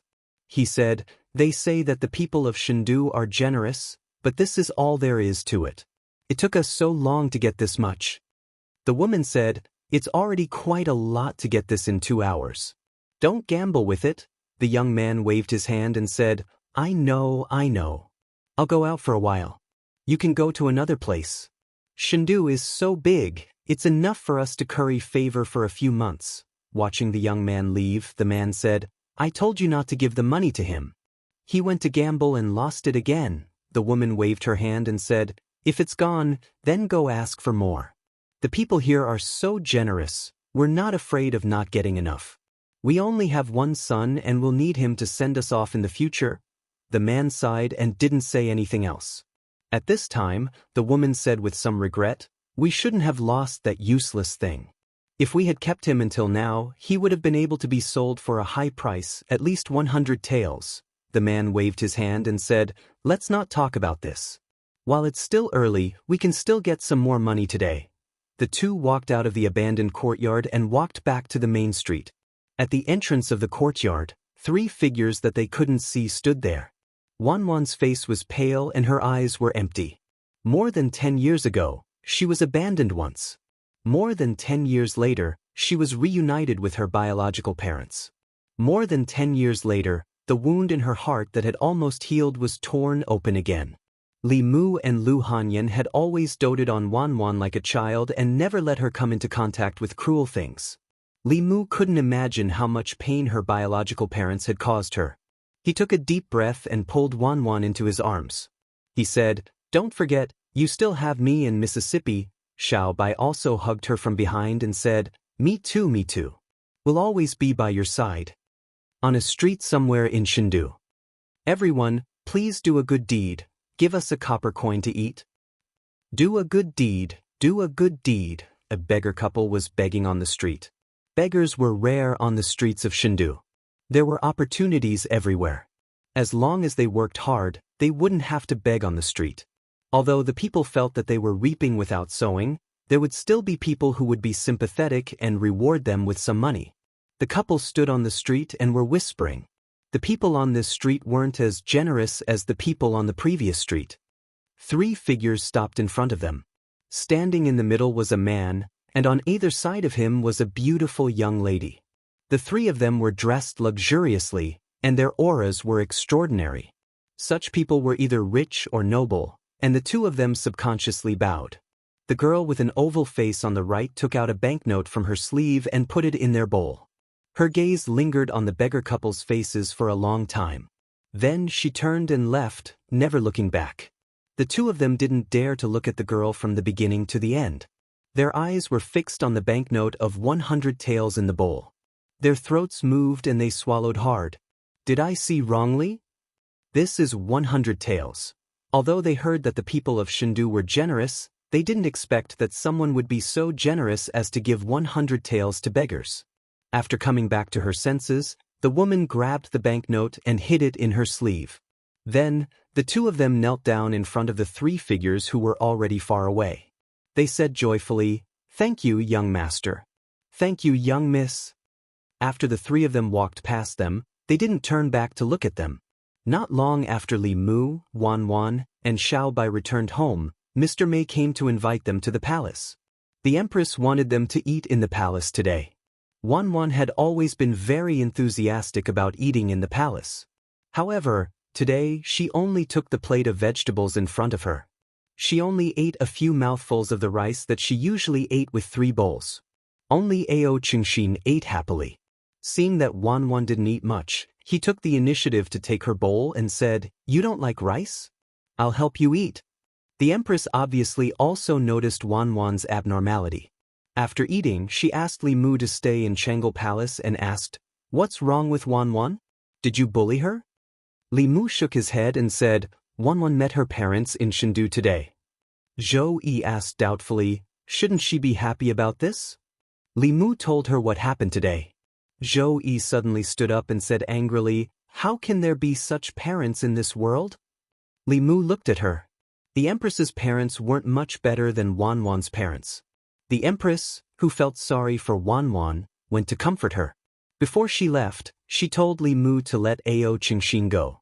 She usually stayed in Chengdu and didn't go out. There was no use in keeping this dragon in the palace. There was indeed no use in keeping him. The only use was that after he entered the palace, the Empress never left behind 3 meals a day. Li Mu looked at the little female dragon who was still sitting at the table and said, you can go back to the South Sea. Ao Qingxin raised his head. His mouth was still stuffed with food, and he looked at Li Mu with a doubtful gaze. Li Mu said, Her Majesty has pardoned your crime. You can go back. Ao Qingxin swallowed the bulging food in his mouth, and then said, I can't go back. Our dragon race's promise is worth 1,000 gold. We said 3 years, and it's 3 years. Not a day less. Chapter 526. Li Mu didn't want to leave, so he didn't force her. He only warned her, you can eat whatever you want from now on, but don't steal Wanwan's food. Otherwise, I'll send you to the border to guard South Lake. You can eat the fish and prawns in the lake. Seeing her nod, Li Mu turned and left. Wanwan stayed in the palace for the time being. Xiao Bai thought of ways to make her happy. Li Mu left the palace and came to the consecration department. 2 great consecrators came out to welcome him personally and asked, Lord Li, do you have any orders?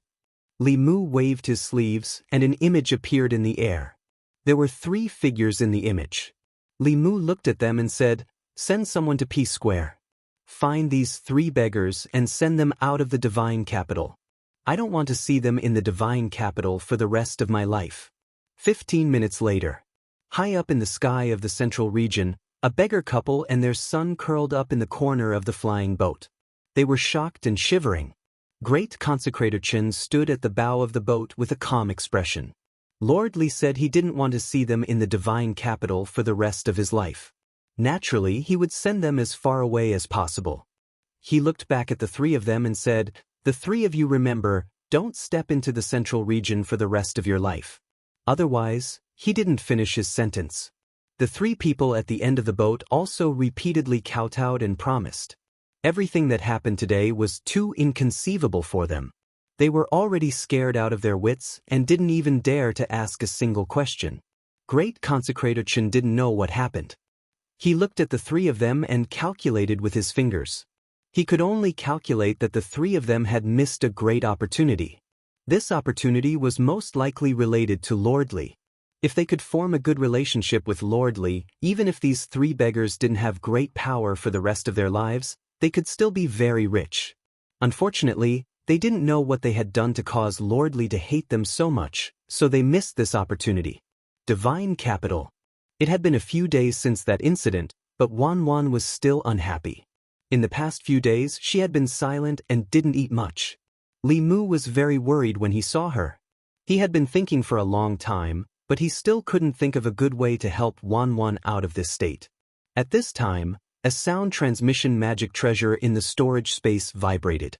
After Li Mu inserted his magic power, he asked, Senior brother, what's the matter?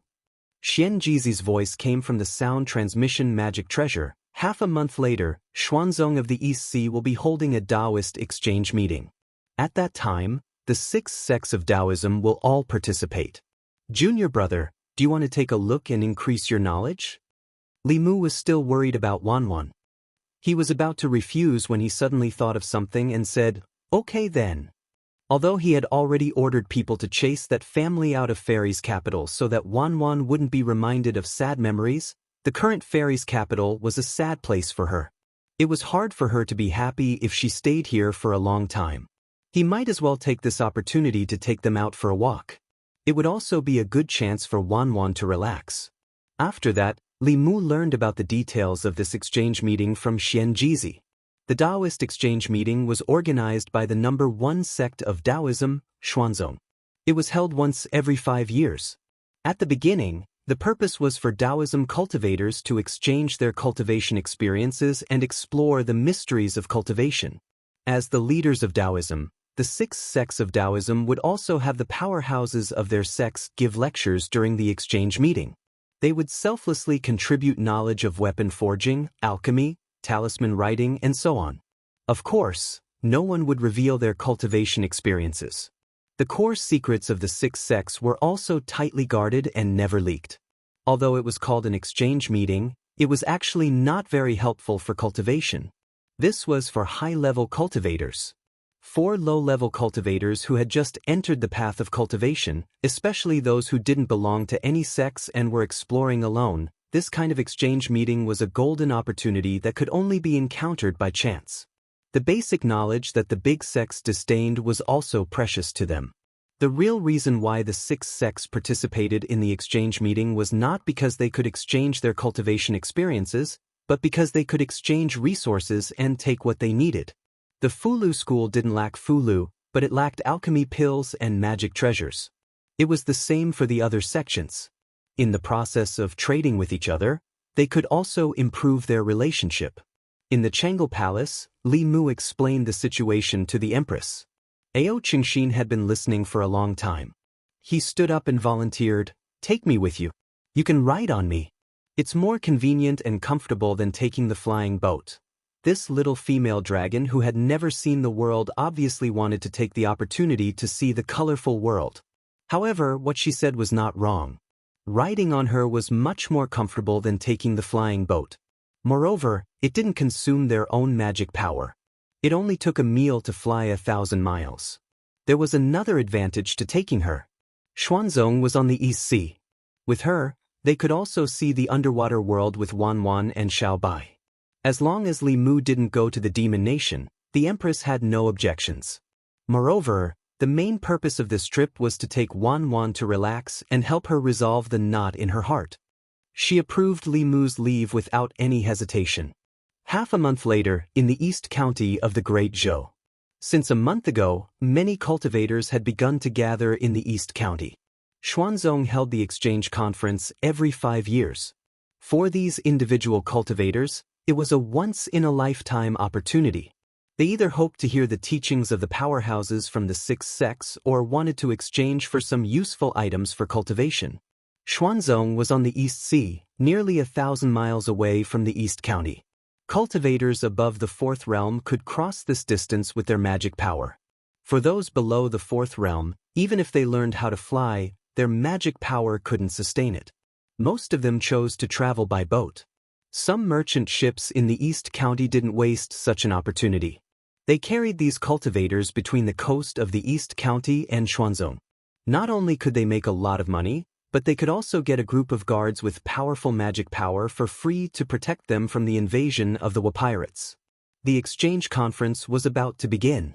On the East Sea, there were more than 10 times more merchant ships than usual. The sun was shining brightly, and the sea and sky were the same color. Several figures stood on the deck, their faces full of longing and excitement. Xuanzong, the leader of the 6 Taoist sects, was the holy land in the hearts of countless Taoist cultivators. They only had the opportunity to get close to this place during the exchange conference every 5 years. In the crowd, a middle-aged man looked to the east and murmured, "I've been in the Jushen realm for 5 years. I hope I can encounter an opportunity this time and reach the transcendent realm." A young woman hugged a small bag tightly, hoping to use this precious spiritual medicine she found by chance to exchange for a protective immortal robe from the market. Another man held a broken flying sword in his hand. He breathed a sigh of relief and said, "I've finally gathered enough spiritual jades to exchange for a flying sword." On the surface of the sea, merchant ships sailed slowly. Occasionally, streams of light would streak across the sky and pass over their heads. Soon, they disappeared from sight. The people on the merchant ships looked at the figures in the streams of light with envy in their eyes. Those were the true powerhouses of the cultivation world.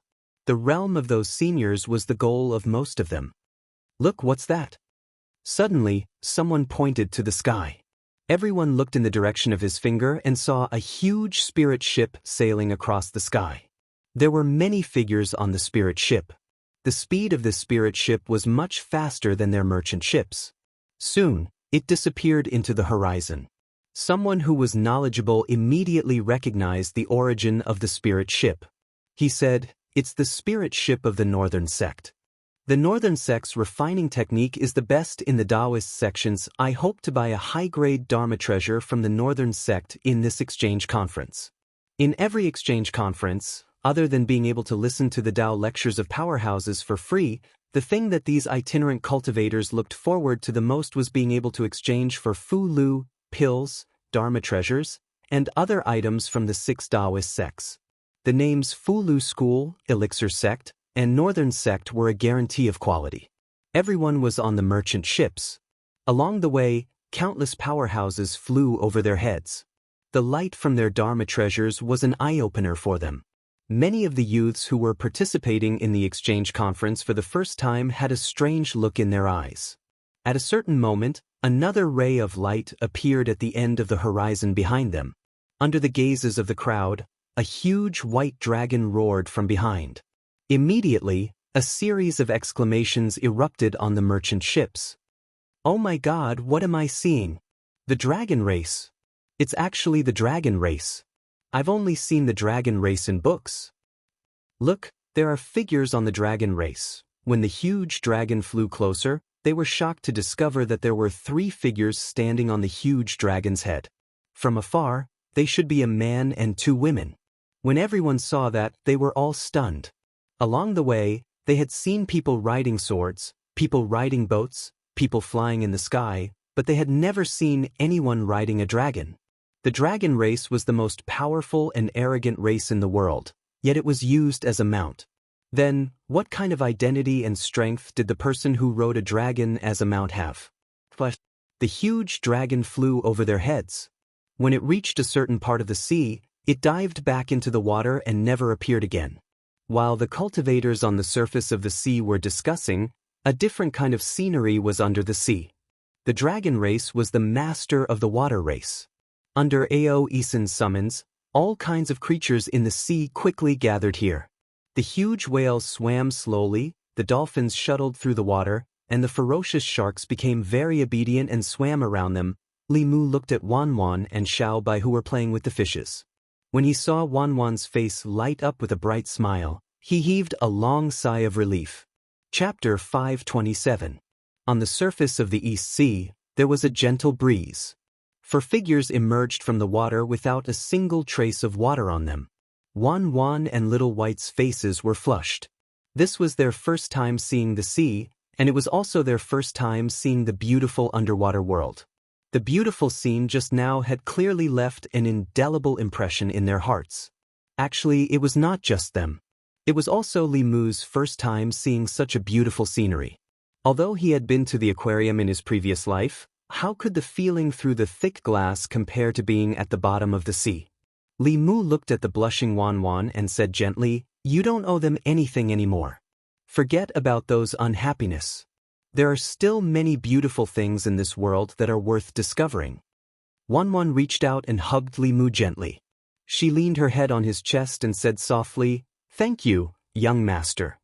Then, she took the initiative to separate from Li Mu. A faint smile appeared on her face, and the haze in the depths of her eyes also disappeared. Looking at Wan Wan, who had matured a lot in an instant, Li Mu felt both heartache and happiness. He felt heartache because she had used the betrayal of her family twice in exchange for her ultimate growth. He was happy because she had finally walked out of the trauma of her childhood. After giving Wan Wan a deep hug, Li Mu Ruang transformed back into a human form. He put away his dragon horns and retracted his dragon aura.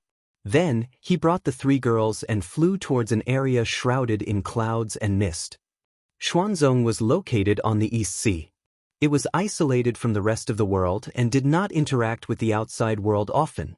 Only at the Taoist conference held every 5 years would Xuanzong unveil a corner of its hidden veil. No one knew how powerful Xuanzong was, but everyone knew that compared to Fu Lu, elixirs, array formations, and so on, divine arts were the orthodox Taoism. And Xuanzong was famous for its divine arts. Among the 6 Taoist sects, The other 5 sects typically only had 2 to 3 7th realm experts. Xuanzong had a total of 5 7th realm elders. There were even rumors in the outside world that Xuanzong still had 8th realm experts who had yet to perish. When Li Mu and the 3 girls flew to a large group of islands in the East Sea, they were also shocked by the scene before them. On the surface of the sea, dozens of islands formed a powerful formation. In the sky, there were countless mountains hanging upside down. Between the mountains, there were 5 colored lights connecting them. Cranes were flying back and forth among them. Occasionally, there would be streams of light that emitted a powerful aura. The ancestral court of Fulu School looked very shabby compared to the Xuanzong ancestral court. As the future headmaster, Li Mu looked at the Xuanzong mountain gate from afar and blushed slightly. No wonder Xian Jizi didn't come. If Li Mu was the headmaster, he would be too embarrassed to come. Looking at other sects, and then looking at his own sect, when he returned to Baiyun Mountain, he would be too ashamed to see the ancestors who had dedicated their lives to the sect. Li Mu looked at the Xuanzong ancestral court and took a deep breath. One day, he would make Fulu School the #1 Taoist sect. At that time, he would also hold a conference and invite cultivators from all over the world to turn Baiyun Mountain into a Taoist holy land. But right now, the Taoist holy land was still the Xuanzong ancestral court, Penglai Mountain. There were 10 continents and 3 islands in this world. Everyone knew the locations of the 10 continents, but the locations of the 3 islands weren't fixed. Legend had it that Fangzhang, Penglai, and Kunlun were carried by 3 giant turtles and moved on the sea. As long as one could find these 3 immortal islands, they would be able to see the secrets of immortality. Countless cultivators once went out to sea to search for these 3 immortal islands. Among them, there was no lack of 6th realm and 7th realm experts, especially those who were at the end of their lifespans and wanted to find a chance to live. However, no one had ever heard of anyone finding it. Xuanzong named their sect Mount Penglai because they considered themselves an immortal mountain to set off their status. Although it was a little self-flattering in the entire ancestral province, only they had the strength to do so. The area near Xuanzong had a large formation set up that prohibited flying. Li Mu brought the 3 girls to the front of the sect and entered Xuanzong with the cultivators who had just arrived. Not everyone could enter this conference. The entrance fee was 10 pieces of spiritual jade. For someone like Li Mu who was supported by 2 queens, 10 pieces of spiritual jade wasn't much. However, some rogue cultivators would still need to put in some effort to gather 10 pieces of spiritual jade. As the #1 sect of Taoism, Xuanzong's method was a little petty, but there was nothing to criticize. The cultivation of the Xuanzong disciples responsible for collecting spiritual jade at the entrance was not very high. They were only at the 2nd or 3rd realm, but their faces were filled with arrogance. They did not even look 5th realm cultivators in the eye. This was normal. In the #1 sect of Taoism, even if they were only guarding the mountain, they were still Xuanzong disciples. In their eyes, even Xuanzong's dogs were superior to outsiders. Li Mu handed over 40 pieces of spiritual jade and entered Xuanzong with the 3 girls. Some of the cultivators who came here were alone, but most of them came in groups of 3 to 5. Most of the cultivators who came here wanted to exchange for some treasures. They did not need to worry about their own safety in Xuanzong, but that was no longer the case once they left Xuanzong. After every conference, there would be cases of people getting greedy for treasures and killing people for their belongings.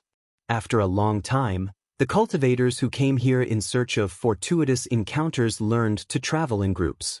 Even though the cultivators who came here came in groups, it was still very rare for a man to have 3 beauties by his side like Li Mu. This attracted the attention of many people. The male cultivators revealed looks of envy as they pointed at Li Mu's back. This person is so lucky. Apart from being a little handsome, he looks very ordinary. However, he has 3 beauties by his side. Could he be from some cultivation clan or the disciple of some large sect? The women of the cultivation world are not so superficial as to only look at the face. I think he must have an extraordinary background.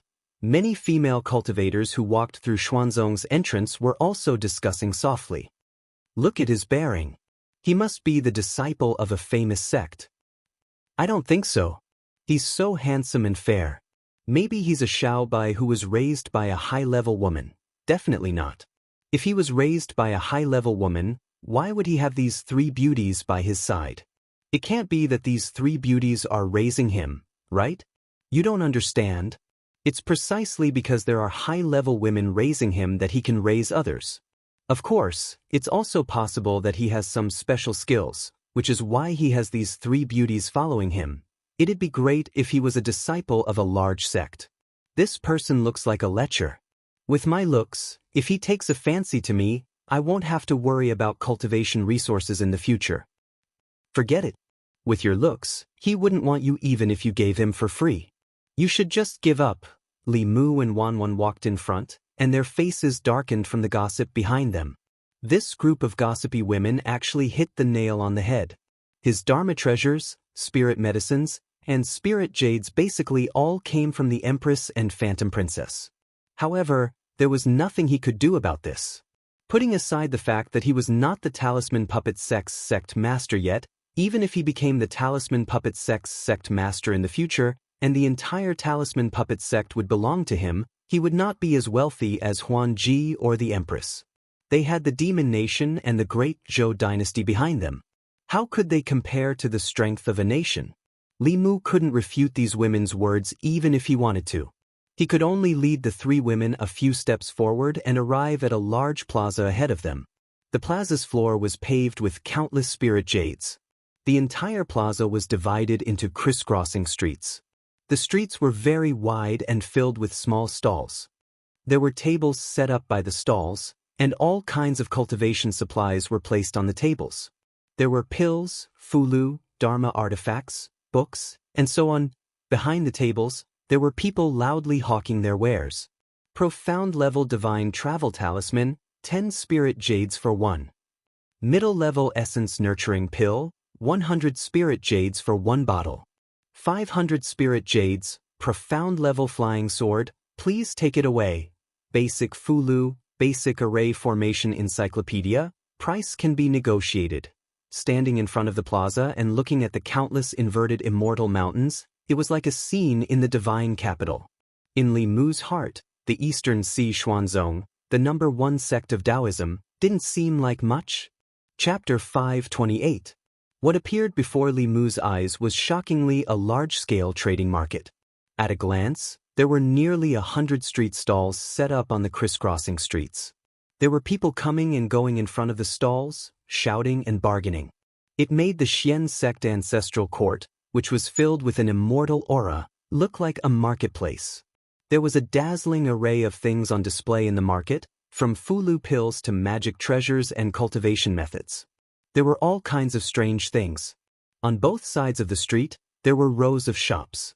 In terms of decoration, they were much better than the street stalls.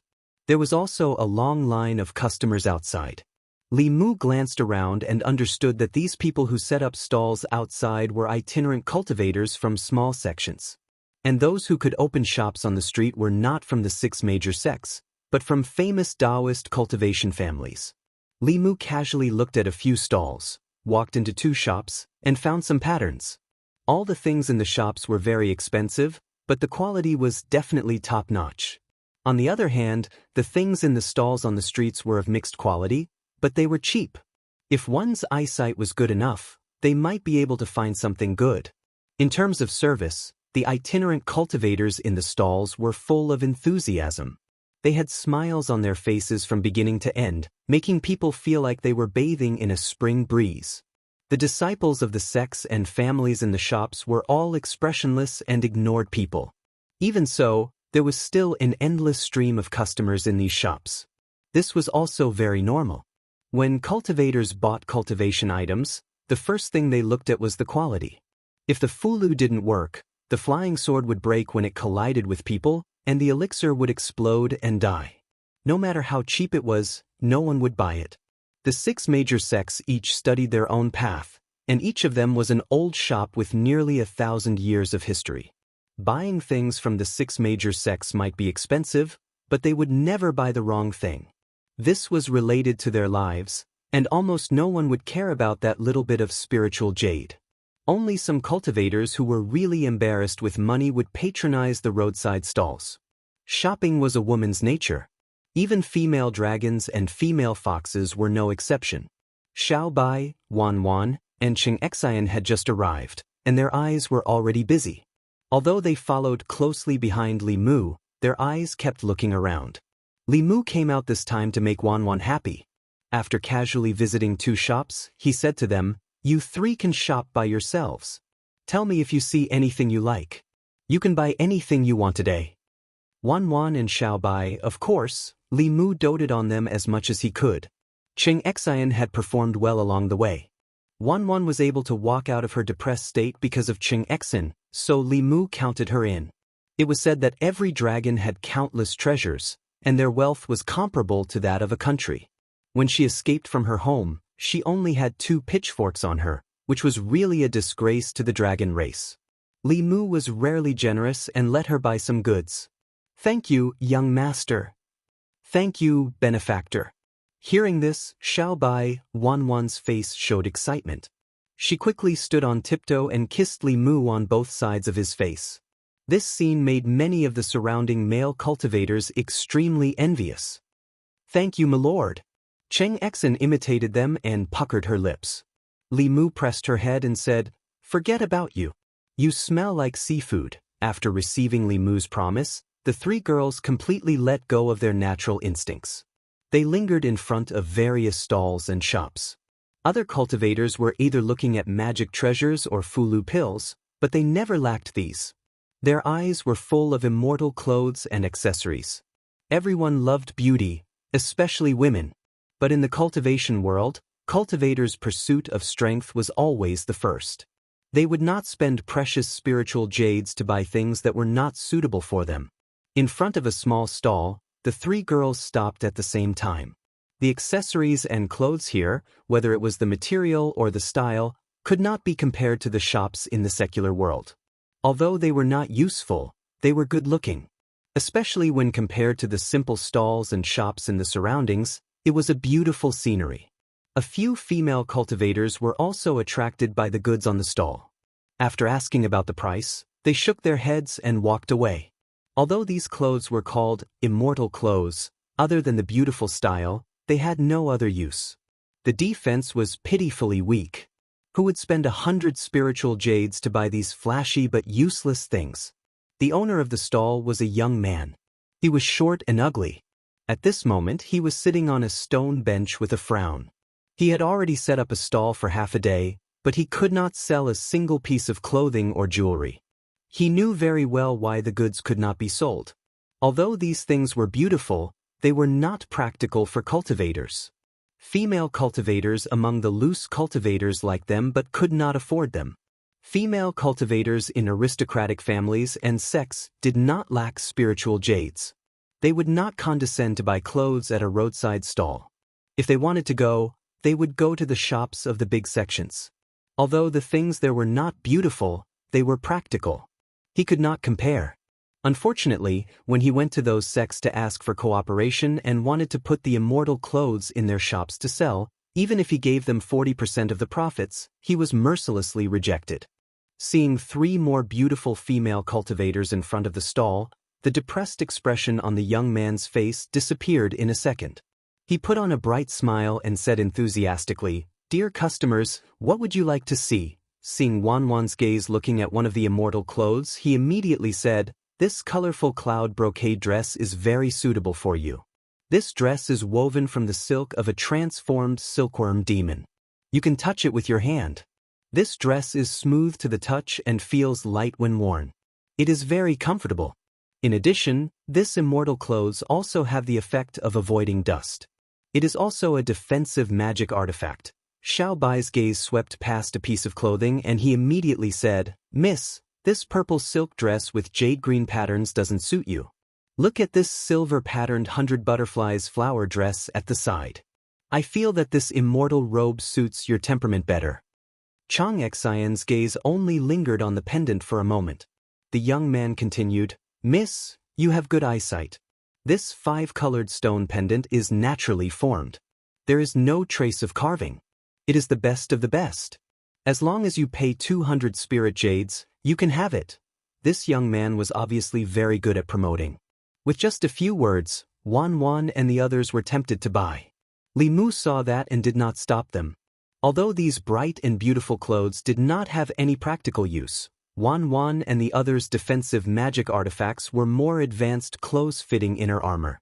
They bought these clothes for beauty.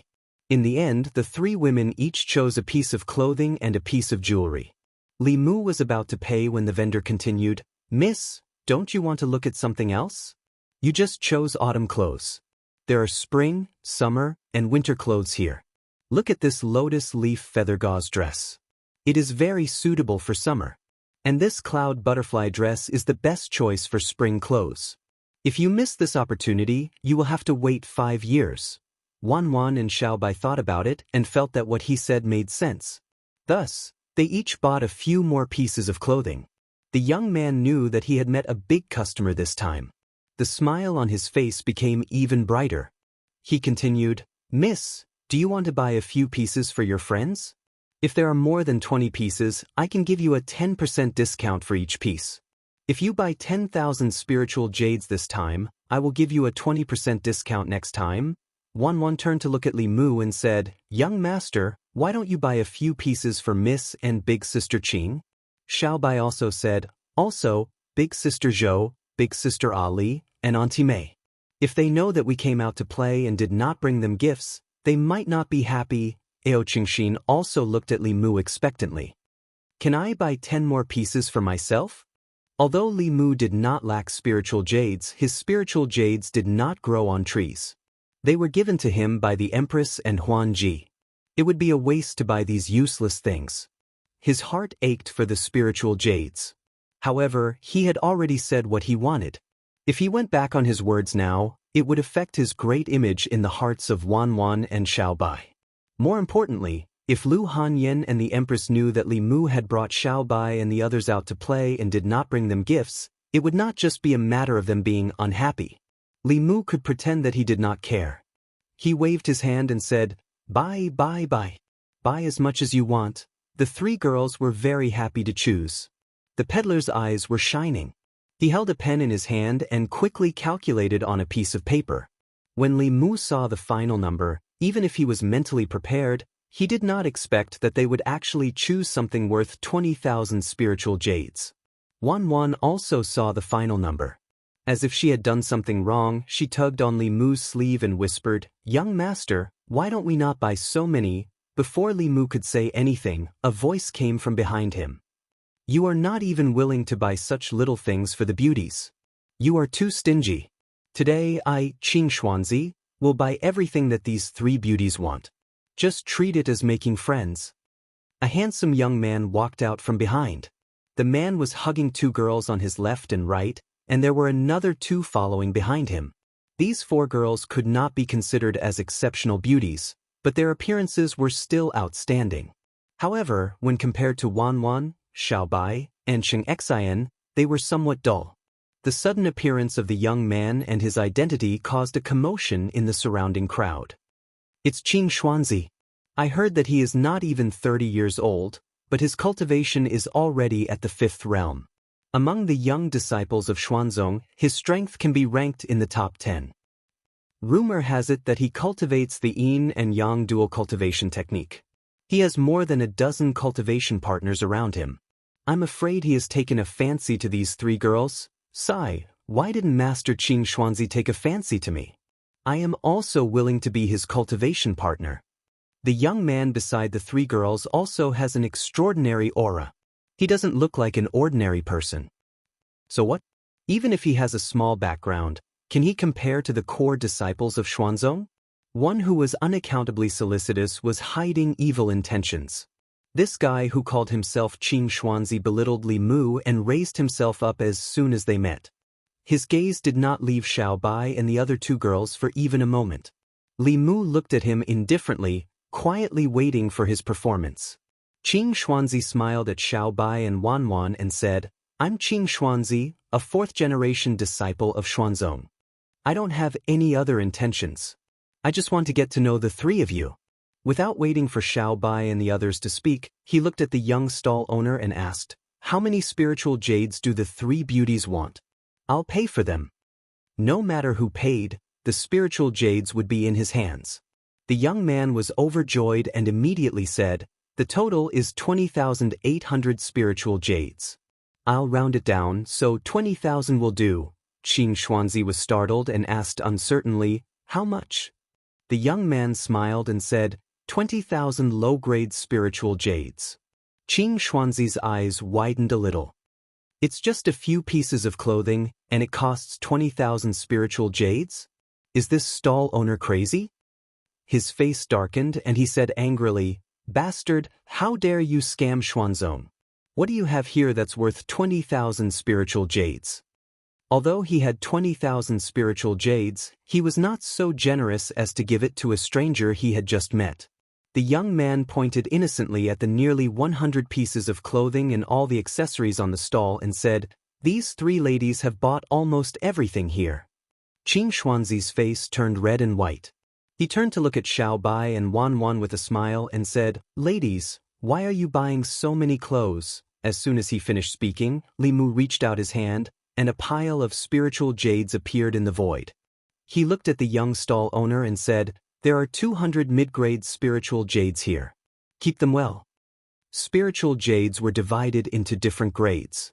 A mid-grade spiritual jade was worth 100 low-grade spiritual jades. As the currency in the cultivation world, people were used to pricing things in terms of the lowest grade spiritual jades. Li Mu flipped his hand again, and all the clothes and accessories on the stall disappeared. "Flask Sky Treasure." Someone in the crowd cried out in surprise. Which cultivator didn't want to possess a Flask Sky Treasure? It could be used to store items conveniently. However, only 7th-level cultivators could master the Flask Sky art. Even 7th-level cultivators would have to spend a lot of effort to create a Flask Sky Dharma treasure that could be used for storage.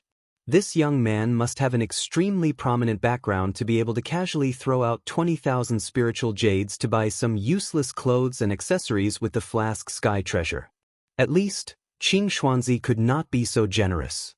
Under the strong contrast, the people who felt that Qing Xuanzi was quite charismatic just a moment ago now felt like a clown. On the other hand, the young man who spent a lot of money was filled with an indescribable elegance in his every move.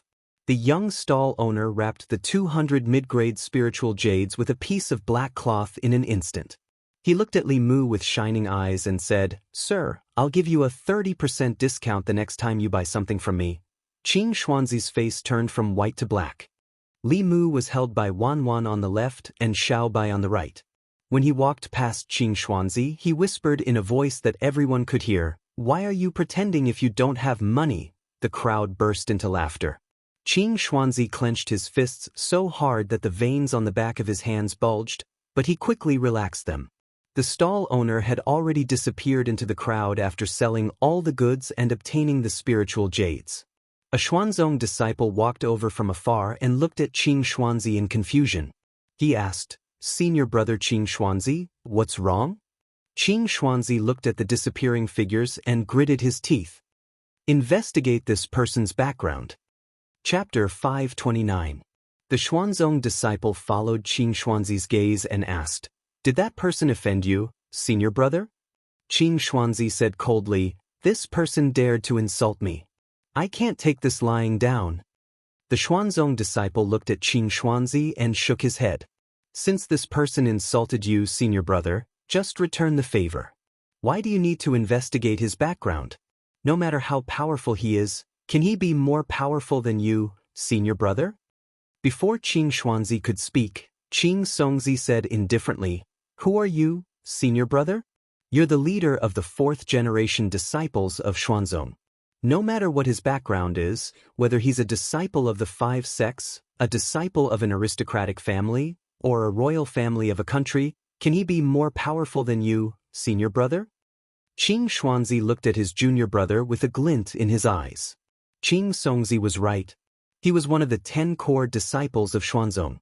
As the head of the 6 Taoist sects, Xuanzong was above the secular imperial power.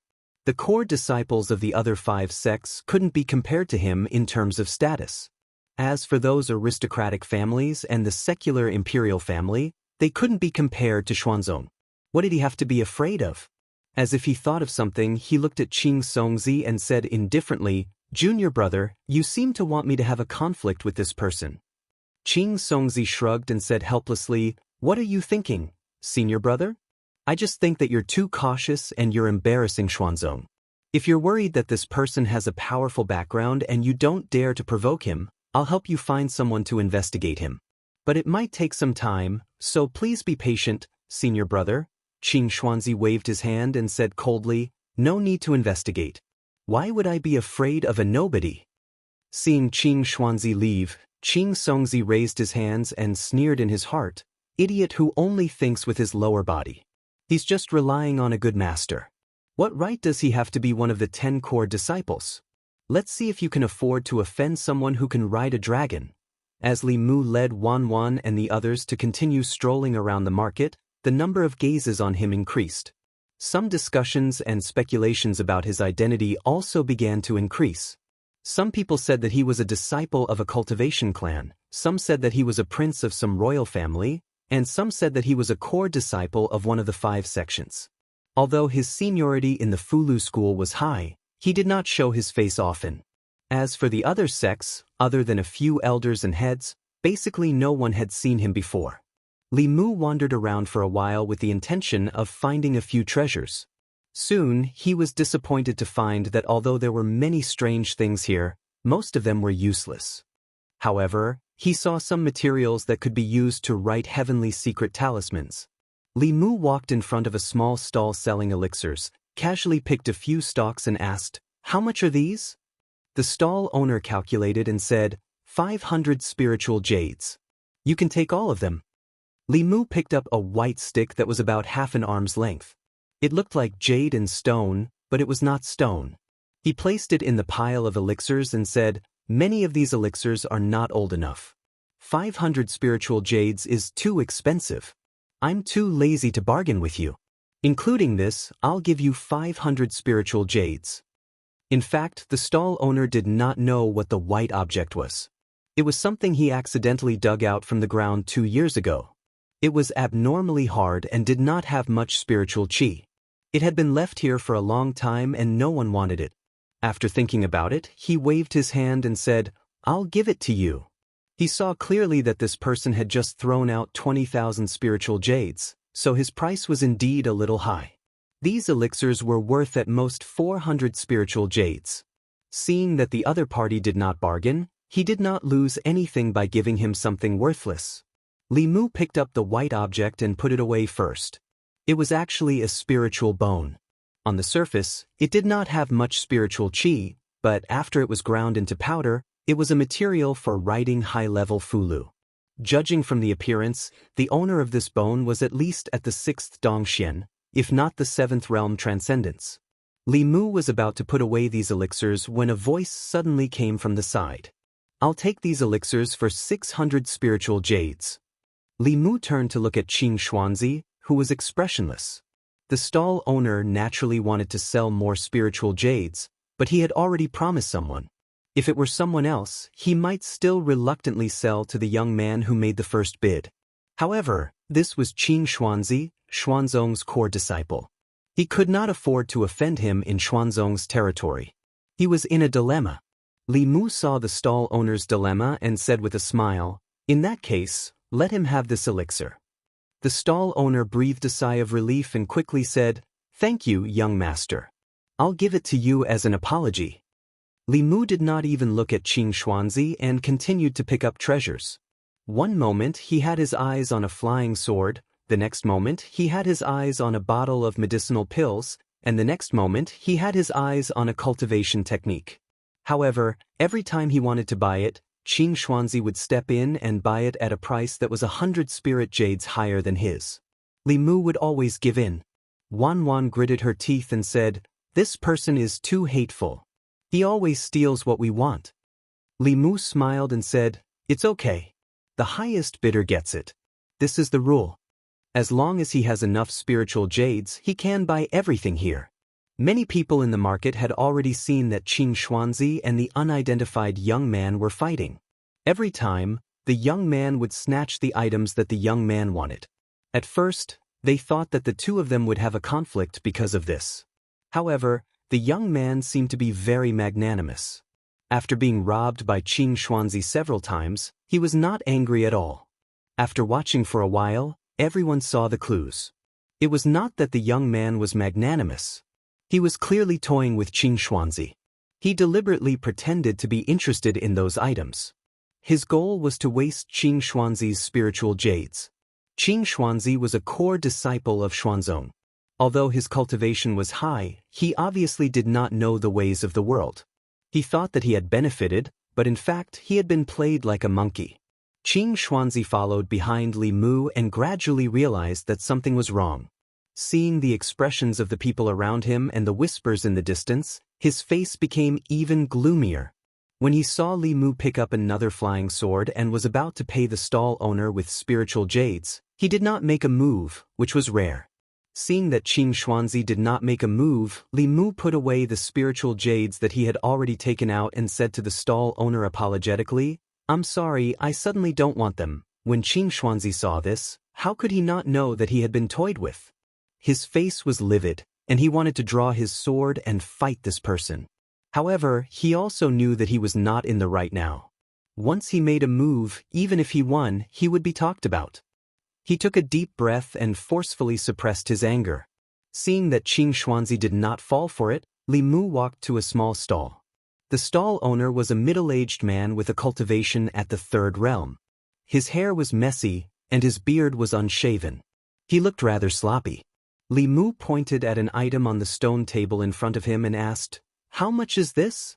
The stall owner was fiddling with a pile of items on the stone table.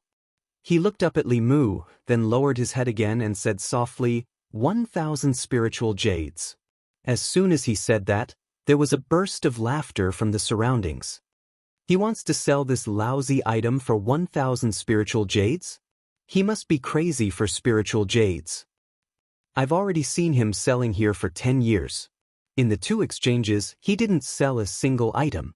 He's really determined to come again this year. Of all the things he can do with 1,000 spiritual jades, which idiot would spend 1,000 spiritual jades on a pile of junk? The middle-aged stall owner turned a deaf ear to everyone's mockery and continued fiddling with the items in his hands. Li Mu picked up the item that he had his eyes on and continued to ask, "How do I use this?" The middle-aged man looked up at him again and said, "Fill it with spiritual jades from the back and activate it with dermic powers. Then you can attack from the front." Li Mu looked at the item in his hands.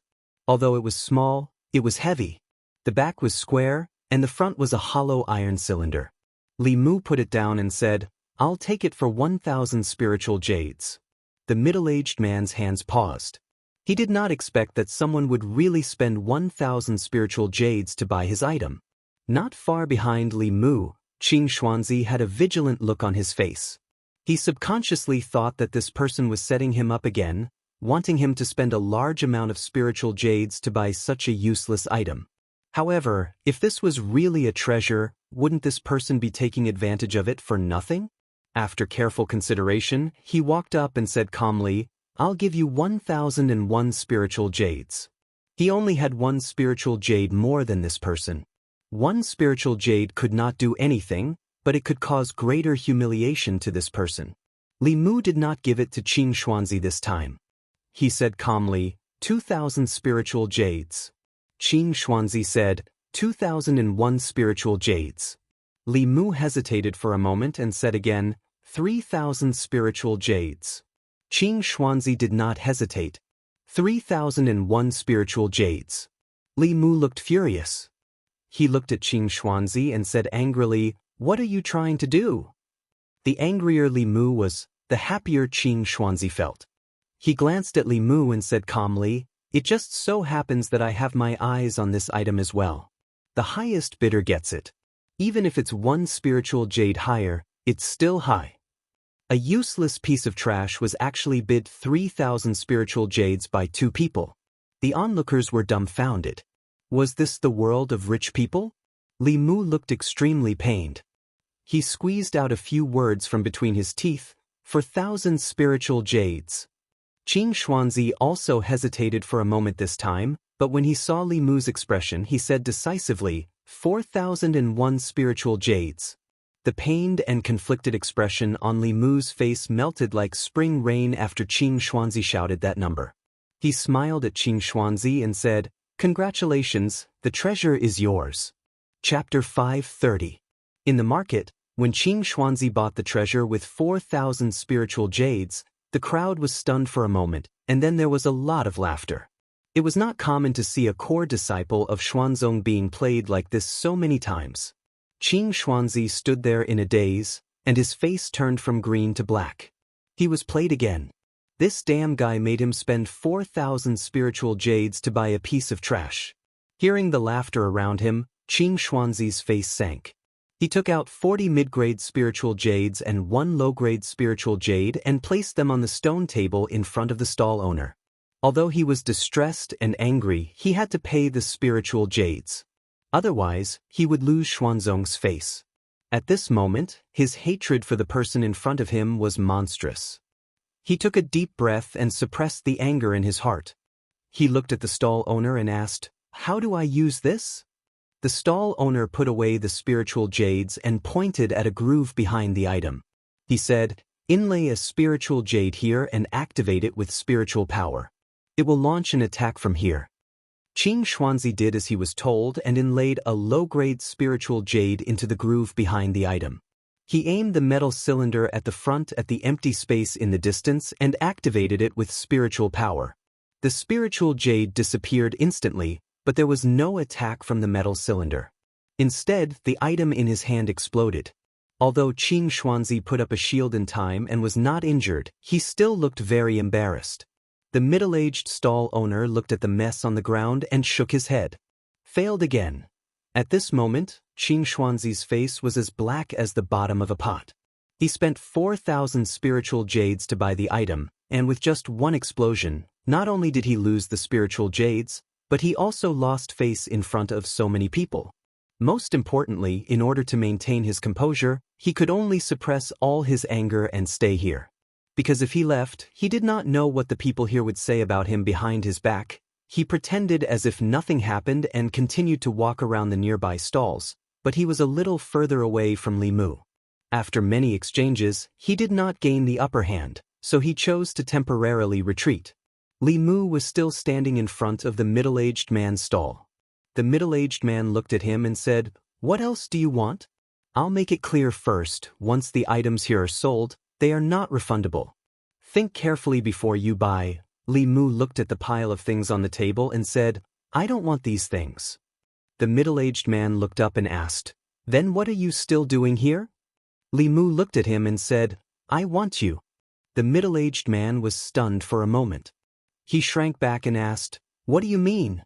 Li Mu picked up an item that was very similar to the one Qing Xuanzi had just bought and asked the middle-aged man, "This item wasn't originally this big, right?" The middle-aged man's dispirited eyes suddenly lit up. "You know these things too?" Li Mu shook his head and said, "I don't understand. I'm just slightly interested, but I'm looking forward to seeing what they look like after they grow up. I'm even more looking forward to seeing more types of them. They can run on the ground, fly in the sky, swim in the water."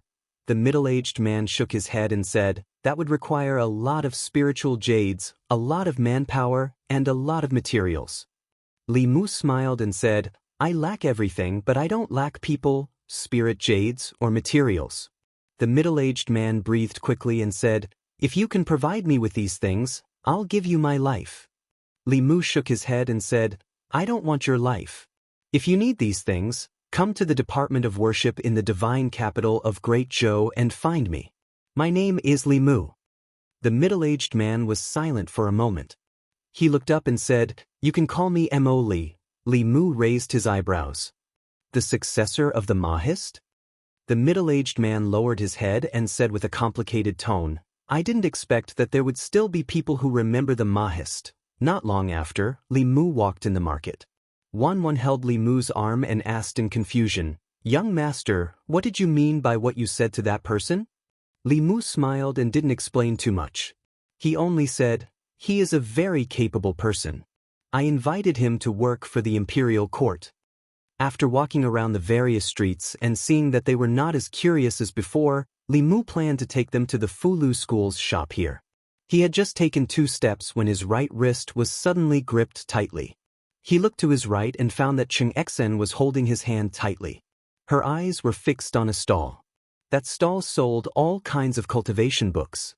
There were Fulu Basics, Alchemy Basics, and Array Basics. Cheng Xian's gaze was fixed on one of the books.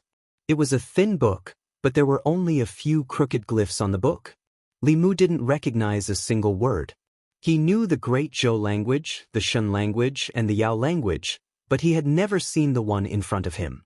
Cheng Xian didn't say anything, but she had already conveyed her intentions to Li Mu. Li Mu walked toward the stall, but a figure beat him to it. Qing Xuanzi walked to the stall and picked up the thin book. He asked the stall owner, "How much is this book?" The stall owner bought this strange book from the secular world with a few taels of silver. He didn't recognize the words on it. Seeing that the other party was a disciple of Xuanzong, he wanted to curry favor with him. He smiled and said, "If you want it, 100 spiritual jades will do." Qing Xuanzi didn't recognize the words either. He just felt that the book was strange and wanted to buy it to ask his master. He had just taken out the spiritual jades when a voice came from behind him. "I'll pay 1,000 spiritual jades." Qing Xuanzi looked back and saw Li Mu. Anger appeared on his face. He gritted his teeth and said, "I'll pay 2,000. Li Mu's expression didn't change. 3,000. Qing Xuanzi gritted his teeth. 4,000. Li Mu continued to raise the price. 5,000. Qing Xuanzi threw the book into Li Mu's arms and sneered. "This is yours." Earlier, this person asked him to pay 4,000 spiritual jades for a piece of trash. Now, he asked this person to pay 5,000 spiritual jades for something that was worth 100 spiritual jades. He was very happy, and even half of his anger disappeared. However, when he saw Li Mu pay the spiritual jades directly, he felt that something was wrong. He wasn't as excited as before. The stall owner didn't care about that. He liked these 2 guests too much. He got 5,000 spiritual jades for free. This trip to Xuanzong was complete. He was worried that the other party would go back on his word, so he immediately packed up and left as fast as he could. The people around shook their heads. Although this mysterious young man was smart, he still fell for Qing Xuanzi's trick this time and lost 5,000 spiritual jades for nothing. They had never seen 5,000 spiritual jades in their lives. Li Mu walked to Cheng Xen and asked her with uncertainty, "Are you sure this book is worth 5,000 spiritual jades? Can you understand it?" Cheng Xen whispered, "Of course, this is the secret text of the dragon race." Li Mu was stunned for a moment, then asked, "What's written on it?" Cheng Xian didn't translate for him. Instead, she bit the tip of her finger and dripped a drop of blood on it. After her blood dripped on the page, it disappeared. At the same time, the thin book in Li Mu's hand suddenly emitted a strange aura. Li Mu was too familiar with this aura. This was the aura of the heavenly book. Almost instantly, he put the book into the pot. However, the moment the aura spread out, many people around still felt it. "What's that?" "That aura is too mysterious. Treasure, it's actually a treasure." The cultivators in the market were shocked. They thought that the young man was tricked by Qing Xuanzi. No one would have thought that it was actually a treasure. The aura just now was so mysterious. This book must be a great treasure, and its value far exceeded 5,000 spiritual jades. Qing Xuanzi was completely dumbfounded. He was completely stunned on the spot. At this moment, he could no longer suppress the anger in his heart and vented it all out. With a thought, a flying sword floated above his head. The flying sword shone brightly and attacked Li Mu. Qing Xuanzi followed closely behind and roared, "Thief, give me back my treasure." Facing Qing Xuanzi's aggressive flying sword, Li Mu didn't do anything, but Cheng Xen beside him couldn't stand still. She took a step forward, and a giant dragon shadow rushed out of her body. The shadow let out a dragon's roar and collided with the flying sword. The flying sword was sent flying back, and the sword light immediately dimmed. Qing Xuanzi spat out a mouthful of blood. His eyes were wide open as he looked at Cheng Exen and said in horror, "Dragon race." The market was instantly in an uproar. Dragon race. That girl is actually a dragon. Oh my God, I actually saw a true dragon in my lifetime. I know, she's the giant dragon we saw at sea. That dragon is exactly the same as this shadow. Then this young master is the powerhouse riding the dragon. Who's he? He's so rich that he even has a dragon mount.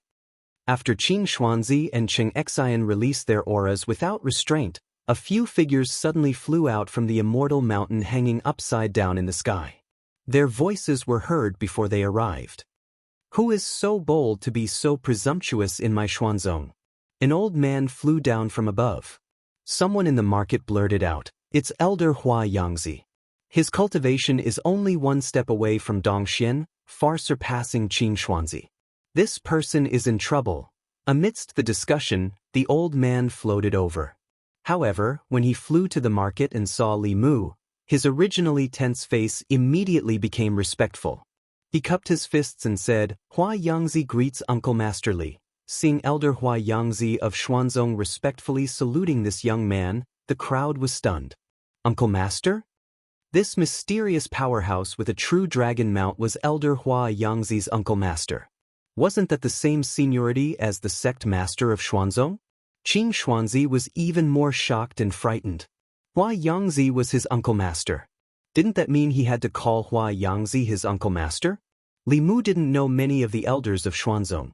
Other than Immortal Miao Dun, there were only the 5 people who had been to Emperor Bai's cave residence. The old man in front of him was one of the 5. Li Mu glanced at him with one hand behind his back. He looked at Qin Xuanzi and said lightly, "Xuanzong has taught a good disciple?"